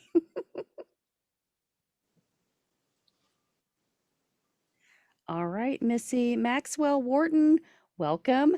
Award-winning author, speaker, destiny coach, former actress, and singer. Here's your quote. I didn't have time to entertain fear when I knew God's promises had given me permission to be brave. Welcome. Thank you. Thank you so much for having me here, Melanie and Gigi. All of y'all have done absolutely amazing. And I love being part of such an incredible team that's inspiring others to be so confident. So what I wanted to tell you about is in 2012, my husband and I would take an adventure of a lifetime, and we would literally face every single fear known to man. Something that we discovered during that is that fear cannot hold you back from doing what you're created to do. In fact, something that we realized is that it's not understanding how big your mission is. Your mission is very big. And when you understand that how important your mission is to someone else, then that's when love can step in and fear has to leave. You know, what you focus on is going to be how you respond. So if you have fear, you're going to respond in that way. And that brings me to the first step in walking in authority. The first step is taking control over your mindset. And your mindset, if you can think about the fact that everything that we do is set on frequency. In fact, that's kind of a vibration that everything around us, including us, gives off. And a person has a frequency between 62 and 90. And if you stay in that frequency, you're not going to get sick in your mind, your body, or your emotions. So it's really important to stay right there. But how do we keep it there and not slide into a sickness? I tell you how. You stay out of the low frequencies. Now, what are low frequencies? Fear is one of the lowest frequencies. It's at 19 hertz. Apathy is like 17 hertz. Unforgiveness, ooh, we don't even want to talk about that one. But when you have hatred or division, those are low frequencies that can pull you into a sick state. Now, on the opposite side, you have love, joy, peace. You have all these amazing things that operate on 300, 400 to 800 hertz. So when you wake up in the morning, well, and that's another thing, gratefulness and thanksgiving is up there with love. And so when you wake up in the morning and you are thankful and you are grateful for the day ahead, and you wake up and you thank God for your children, for your husband, for your health, for your job, when you wake up with thanksgiving, your frequency is going through the roof. However, if you start your day getting on your phone and checking things out or getting on the news, you're going to drop your frequency, because I'll tell you right now, the news operates right around 18 hertz. That's going to drop you into something you don't want to be in. So rejoice, be thankful. So that's my first point. So take control, and instead of going into the fear area, go into the thankfulness. And if you do this for a minute a day and just start increasing it, you will be amazed at how your life improves. Now, the second thing that's important for walking in authority is knowing who you are and whose you are. Now, I say that together because who you are is connected directly to whose you are. And we are created in the Father's image. So that makes us pretty special. Now, what does the Father look like? We have a lot of ideas, but one of the things in Scripture says that he is light. So if we walk in the light as he is in the light, then we have fellowship with one another. So he is light. Well, here's an exciting thing to know. At the moment of conception, when the male and the female genetics come together, a photonic burst of light is seen. That's you. You are a light. But then that starts exploding and starts dividing into 512. When it gets to 512 divisions, all of a sudden we have a heartbeat. You know what that heartbeat is? That's you. And it started with the light. Now, nothing else is fully developed. There's no brain, there's no spine, there's nothing else but your heart beating with the light that is inside of you. Then it goes out and starts forming you into a perfect human being in the image of God. Now, I looked up 512 and I thought, what is this? Why is this so important? Well, 5 is the number of grace. We know that, but it's also the number of tabernacle. So then 12 is perfect divine order of government. Or you can also put 3 times 4, which comes to 12. So 512, the 3 actually means divine, and the 4 is coming into agreement with your organic. So that's basically the spirit and the flesh becoming one tabernacle that has grace of God over it. So now another exciting thing is, did you know that in your body, that running through your body is blood? Did you know that your blood is actually congealed light? That's right. You are light. And what does light do? And that brings up my next point and my final point. Light pushes back darkness. It exposes corruption and darkness. It is the only thing that can literally change the atmosphere around it, is that light within you. And it sparks with these high frequencies of love. That's when it's the strongest. Now, let me just say this. We were created in this way. This is how we're created. So what do we do with all this? Well, I'm just going to share something really quick. A guard dog is created to do what? To guard. Well, what happens if the thief who comes to steal, kill, and destroy comes to the house that he was created and purposed to stand guard in? Now, when that thief came up, we expect that dog to stand up and say, you are not going to interfere with my family. You're not going to steal anything in my family's home. You are not going to harm my family. And they would push back with authority that thief that has come to steal, kill, and destroy. Well, you know what? We were created to protect all that is around us, to shine forth the light and push back the darkness. So if you think it's dark in these days, guess what? God created you for such a time as this to be a light that pushes back this darkness. Do not let the enemy have his way. You push back the darkness that's trying to take over your marriage, trying to take over your kids, trying to take over your country. You push it back. And you know what? You be who you were created to be, which is a force for good. You were created for good works, created before you ever got here. So thank you for having me. You all go out and be the light that you were created to be. I'm Missy Maxwell Wharton, and it's been a delight being here. Amen. Thank you, Missy. You're welcome. Amen. Be the light. You are awesome. Thank you. So great to have you here tonight. Our next panelist is, I'm so excited to see you again, Bernadette Paneer. You are amazing. First of all, I am scrolling through here. You are a consultant to businesses and business owners, entrepreneurs, and CEOs that don't have marketing teams. I love your quote.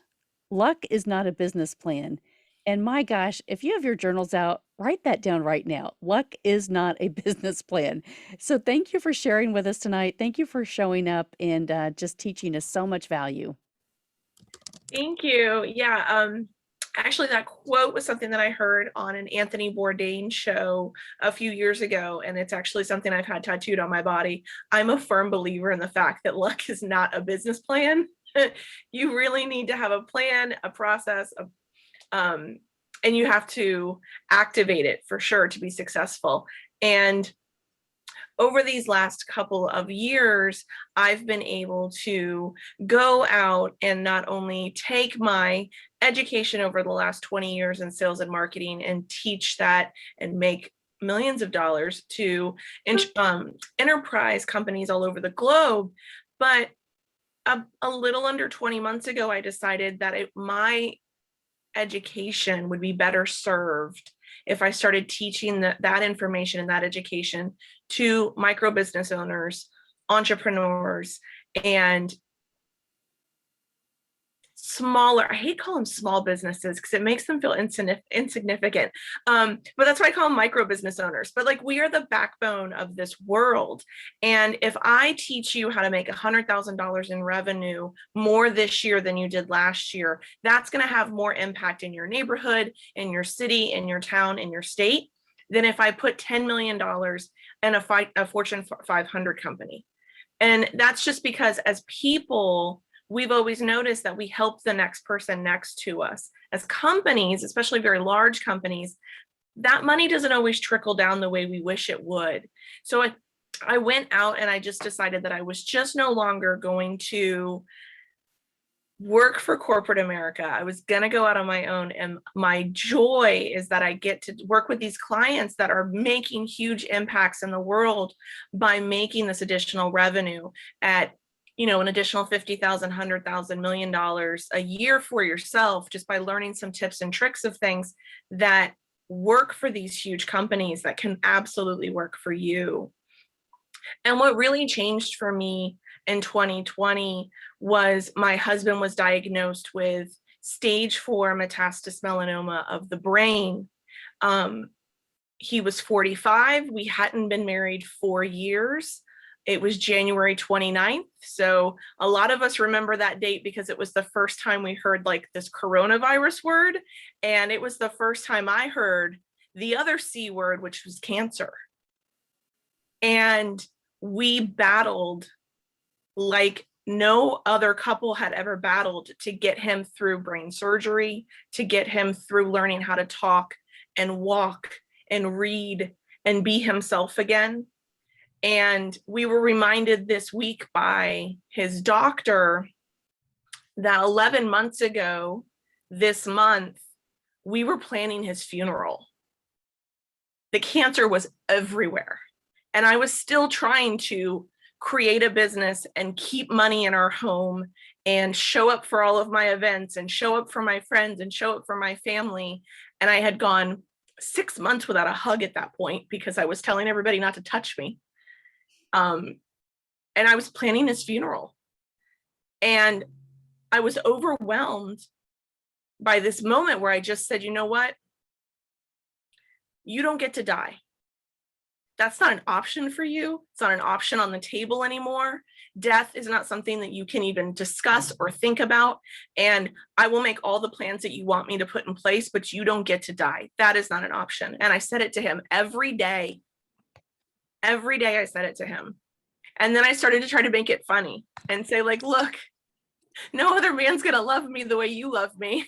If you leave me here, I'm gonna be really lonely. Don't leave me alone with myself. That's the worst thing you can do for me. And I know for a fact that I manifested a wish from power that only existed because of our love. And what it taught me was that I was powerful enough to manifest whatever I really wanted if I was willing to put the work in. We are now 11 months later. The cancer is receding in his body, and no one has lived as long as he has.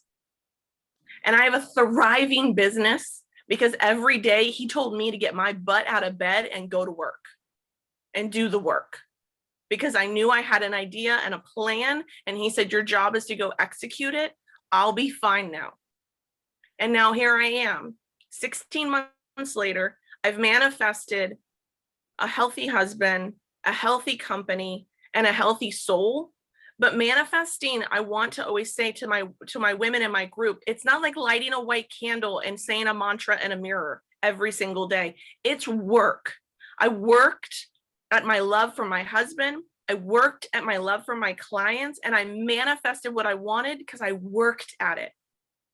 And that's what I want to continue to teach, is to continue to teach manifestations of your dreams, building your bridge to freedom and making whatever that bridge is, right? If that's a healthier life, if it's more money, if it's being able to donate more money, if it's just be able to have more time, that's what you get to do. And I promise you, once you put the work in, it will show.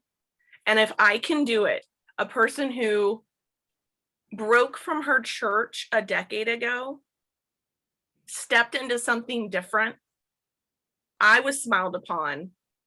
Anybody can be smiled upon if I was smiled upon. So I want to thank each and every one of you. And if you want to reach out to me, please do so, even if it's just for a connection and a call. And thank you so much for having me here this evening. And I look forward to hearing some more of these stories. It's been very inspirational. Thank you so much. Thank you, Bernadette. Thank you, Bernadette. It's so important to manifest our life. It is so powerful and so true. And I really appreciate you. You're amazing, and congratulations on just all your success.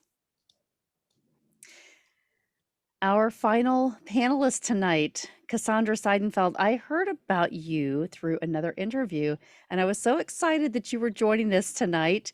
You are a professional actress, humanitarian, and an athlete. You're the recipient of the 2016 Women for Empowerment Gold Medal of Honor for your work empowering young women and girls, survivors of human trafficking in the United States. You've had an international modeling career and co-built a novelty company from startup to the major leagues. Welcome, welcome, welcome. Your quote is, "No one is you, and that is your power. Self-confidence is your superpower. Stand in your value." Thank you for joining us tonight. Thank you so much. Thank you, Gigi, Beata, Lakeisha, Melanie, everyone. awesome women and men panelists, and our incredible audience. I am so honored to be here and so blessed. I mean, what an amazing night. So much beautiful energy and inspiration and wisdom. Oh my word. Thank you all so much. Just unbelievable. No one is you. And that is your power. Self-confidence and self-worth are your superpowers. We've all doubted ourselves at some point, and that's okay. That's normal. I doubted myself this morning. But to what degree of doubting is it not okay? It's not okay when we question our self-worth. Self-worth is defined in the dictionary as the value of something measured by its qualities or by the esteem in which it is held. In essence, self-worth is value. Knowing our value is so important because not only is it necessary to feel good about ourselves, it's also good to feel good about others and to have them feel good about us. It is also important to be emotionally and mentally grounded because self-worth emanates from within, as we've heard from tonight, so many amazing speakers. So when you know your value, you stand stronger and clearer with everything. How many times have you put someone's happiness before yours? I used to do that a lot, like seemingly regularly. How many times have you tried to please someone when you didn't feel exactly pleased yourself? How did that go? For me, when I made choices like that in the past, and I placed someone else's value before mine, it usually had an unsuccessful outcome. For example, we were both unsatisfied or unhappy, or even worse, relationships ended, or unhealthier situations resulted, like unhealthy habits like eating too much, drinking too much, or emotional outbursts. I'm sure we've all been there, right? We're human, we're fragile. We all need love. We all need respect. We all need someone who cares, that we care about, healthy attention, and to be appreciated for our value. And we also need to do the same for others. But because at some point I, before, was questioning and doubting myself in those moments of like trying to please other people, I was placing somebody else's happiness and value before mine. And ultimately, it disserviced us both. Similarly, I had a best friend, a super close friend, sister type, who always told me what I believe she wanted me to hear. In all fairness, I feel that she honestly loved me. I think she still does, and I do her. But we would make plans. We would make plans, more plans, high-low plans, things that never seemed to work out, never occur from a certain point in time. And then one day I said to myself, oh my God, I have to take a reality check. Wake up. What's happening? Stop making plans with someone who isn't placing the value in you, me, that I'm placing in her and I, us.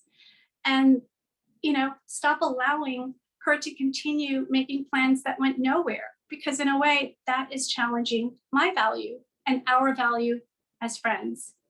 That was a tough day, very painful, and yes, necessary.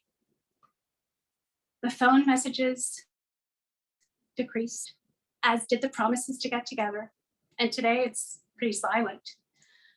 But it was because I eventually chose to stand in my value, after so much disappointment, that I had to put a stopper on something that was not adding value to my life. It wasn't going anywhere for either one of us. And it stayed where it stayed because I allowed it to. And I was just as responsible for the circumstances as she was, because I didn't stand in my value. Any way you call it, I didn't value my time and my life first. But I didn't want to rock the boat. I mean, who does? But what boat, right? I was alone in the potential meetup planning anyway. Regardless, my self-worth would not have fallen to a point where I would have allowed that type of behavior to happen or continue had I maintained like my truth to my value. That's why it is so important to keep our value in perspective as a way to mutually navigate healthy relationships, to reinforce boundaries, to maintain healthy give and takes, to keep harmony, peace, stability, and fairness. So when you place a positive value on yourself and you're clear about that value, other people will be clear in a way that they treat you, in the way that they respond to you, value you, respect you, as well as themselves. It's reciprocal and it's mutual, as you've heard so many times tonight. Knowing your self-worth is the strongest value of self-confidence and confidence. We cannot be good for others when we're not strong and secure with ourselves. Remember, no one is you, and that is your power. Know it, embrace it, be it. Self-confidence and self-worth are your superpowers. Stand in your value. I am Cassandra Seidenfeld, wishing you a very happy, healthy 4th of July. Again, thank you so much, Gigi, Lakeisha, everyone, Melanie, Beata, gentlemen, ladies, audience, phenomenal. Wishing you a very happy, healthy, safe 4th of July. Only blessings. Thank you, Cassandra. Thank you, Cassandra. Many blessings to you. Stand in your value and use that superpower pose, right? We have had so many great tips tonight. We do have one final speaker, and Miji Chaparro Traverso, you are a public figure. You're an international speaker, creative consultant, TV and podcast host. And here's your quote for tonight. We are all born in greatness, with greatness, for greatness. Welcome and thank you for sharing tonight. Thank you. Thank you very much. Thank you, Gigi, and thank you all. I really appreciate it.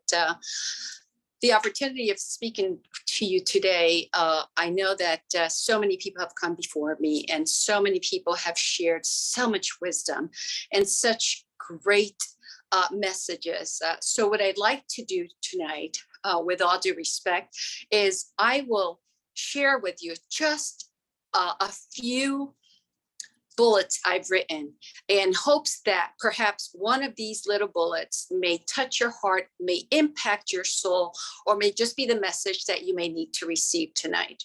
So with that said, I encourage you to release toxic emotions because they pain the soul. Release the environments, the toxic environments, because they cause chaos. Release toxic relationships because they hold you back. Express freely and you will be gifting yourself freedom. Treat yourself as if you were a kid, as if you would treat a kid, but behave like an adult. Explore with wonder and you'll discover unknowns. Act peacefully and you'll find serenity.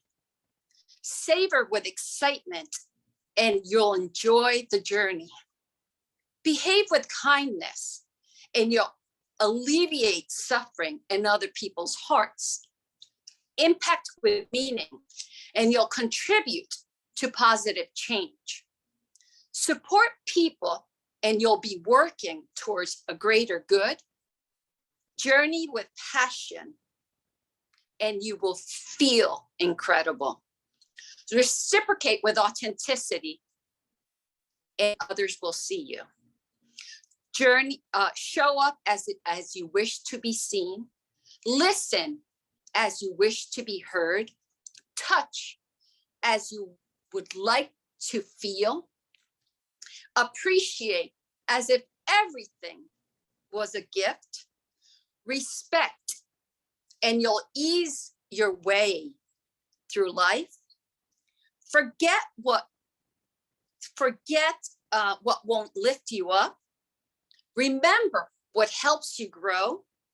and honor thyself and all and everyone around you.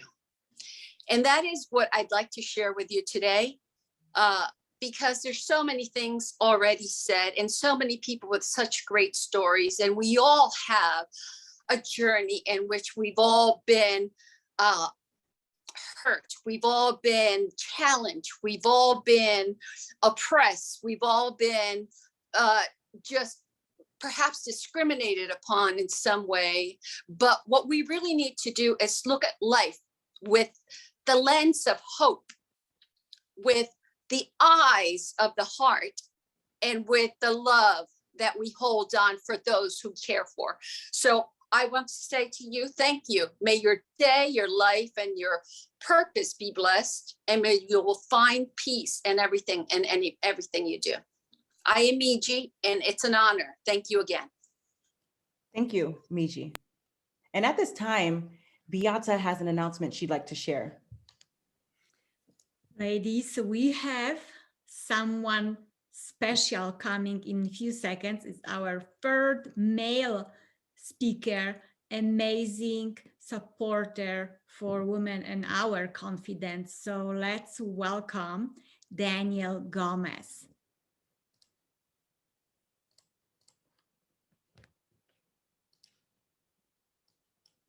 Welcome. Hold up. Can you hear me now? Yes. Yes, awesome. Thank you so much, Gigi, for having me. And I'm honored, right? We're here on vacation, and I'm here with my wife and my family on vacation. And I got to tell you, I just love people. I love God. And having confidence in what God can do for you is amazing, right? 4 years ago, I almost lost my wife to breast cancer. And not until you're put in that point, when you lose everything that you're comfortable with, is when you really lean. And for me, I was stripped of my own human confidence. And I leaned on there was a scripture in the Bible that says, God is my confidence. And when I was lost and really trying to find my step, because when they tell you that your wife has stage 3 breast cancer, what do? Right? It doesn't matter what you have in, how much money you have in the bank, or what prominence you have, or what position you have in corporate America. It's not going to save your family. So at that moment, when I was stripped of my confidence, of my own arrogance, right, of my own pride, and when I was stripped of that, I said, God, you want me to start this business? I don't even know what to do. I don't even have the confidence to do what I need to do. But this is what God told me. God said, let me be your confidence. And I want to encourage you right now, as you're watching me here on this amazing conference, I want you to walk in the authority of who God is in you. We all have a unique gift. Stop looking to the left. Stop looking to the right. Look straight ahead, because your path is straight ahead. You have a unique gift within you. God gave you a gift. It's part of your DNA. The same way I'm Hispanic and I'm darker toned, I'm not light skinned. That everybody, we have our own DNA, our own gifting. So stop measuring up to somebody else. And another thing you need to start doing to build your confidence is this: is you need to start getting familiar with the unfamiliar. Let me say it again. You need to start getting familiar with the unfamiliar. So many times we gravitate to the left and to the right to what's familiar, or we rubber band back to what we're used to. And I can tell you, there was times on my journey as an entrepreneur, there was times on my journey when the doctors said, we don't know what was going to happen, Ms. Gomez, but I still kept going forward. And even though I wanted to go back and seek a job, seek back what I was familiar with, I knew that the only way to get over this was have confidence that God was going to guide me through it. And that gave me confidence in myself. And because of that, now I realize that, you know what, I'm more powerful through his grace in me, and I walk in that authority. So I want to encourage you today, walk in the authority of who you are. Walk in the authority of who God created you to be. Stop comparing yourself to everybody. Stop trying to measure yourself up to everybody, because the more you try to measure up to this person or to this person or to that person, you're never going to find just peace in your heart, and it's going to strip you of your confidence. So today, when you look in the mirror, realize the only competition you have is you. Let me say it again. When you look in the mirror right now, realize that the only competition you have is you. That's you. Because I'll tell you, when I started speaking 4 years ago, I was looking at this speaker to the right and this speaker to the left. And I was like, God said, why are you comparing yourself, son? You have a gift inside of you that nobody else has. When you figure out that you already have everything you need inside of you, That's when you're going to walk in the authority of who you are. And someone needs to hear that, right? Everything you already need. Somebody listening to me right now, you already have everything inside of you right now. So stop looking outside, look in. That Spirit of God, that Spirit of Christ Jesus in you, that gift that he gave you in you is already in you. The thing is, you haven't tapped into it because you haven't removed the labels, right? You haven't dealt with those traumas that you had as a kid. You haven't dealt with those trust issues that you had. And those very trust issues are keeping you from having confidence in your abilities because you don't trust anybody around you. Take a moment and ask yourself, what am I missing within myself? Because all that you need is within you now. Let me say it again. All that you need is within you. Yes, you watching this now. It's in you. You're not a mistake. The fact that you failed doesn't make you a failure. The fact that you made a mistake doesn't make you a mistake. And somebody watching this, you've embraced that identity as a failure. You've embraced that identity as a mistake. And it's time to take off that garment of failure, take off that garment of mistake in your identity and put on that garment of that praise on God and just thank him that you're alive and release that identity of who you are and walk in the identity of who God created you to be. Somebody needed to hear that today. There's something special and amazing inside of you. And if God can take mold and turn it into DNA, have the confidence to know that God can do something with your life. Let me say it again. If God can take mold and turn it into penicillin, right? He can turn it into penicillin that's good for the body. What can he not do in your life if you allow him to? This is Daniel Gomez Inspires, and I hope that inspired somebody today because you matter to God more than you realize. And when you receive that truth, you're going to have the confidence to take on the world and do everything you've been wanting to do. This is Daniel Gomez Inspires, and thank you so much for having me, Gigi. Thank you, Daniel. Thank you. Thank you, everybody. God bless y'all. And thank you, Gigi, for making time for me. We're on vacation, but I value you as my sister and everybody here, and I just wanted to add value where I could. So forgive me that I'm wearing a Bucky shirt. Not a problem. It's totally okay. And next is Beata.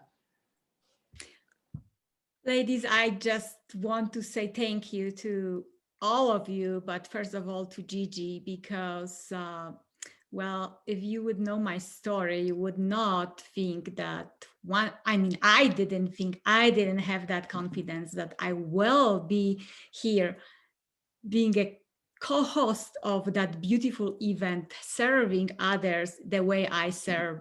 As a kid, I grew up in a communist country. I'm originally from Poland. No, this accent is not from Colorado, just so you know.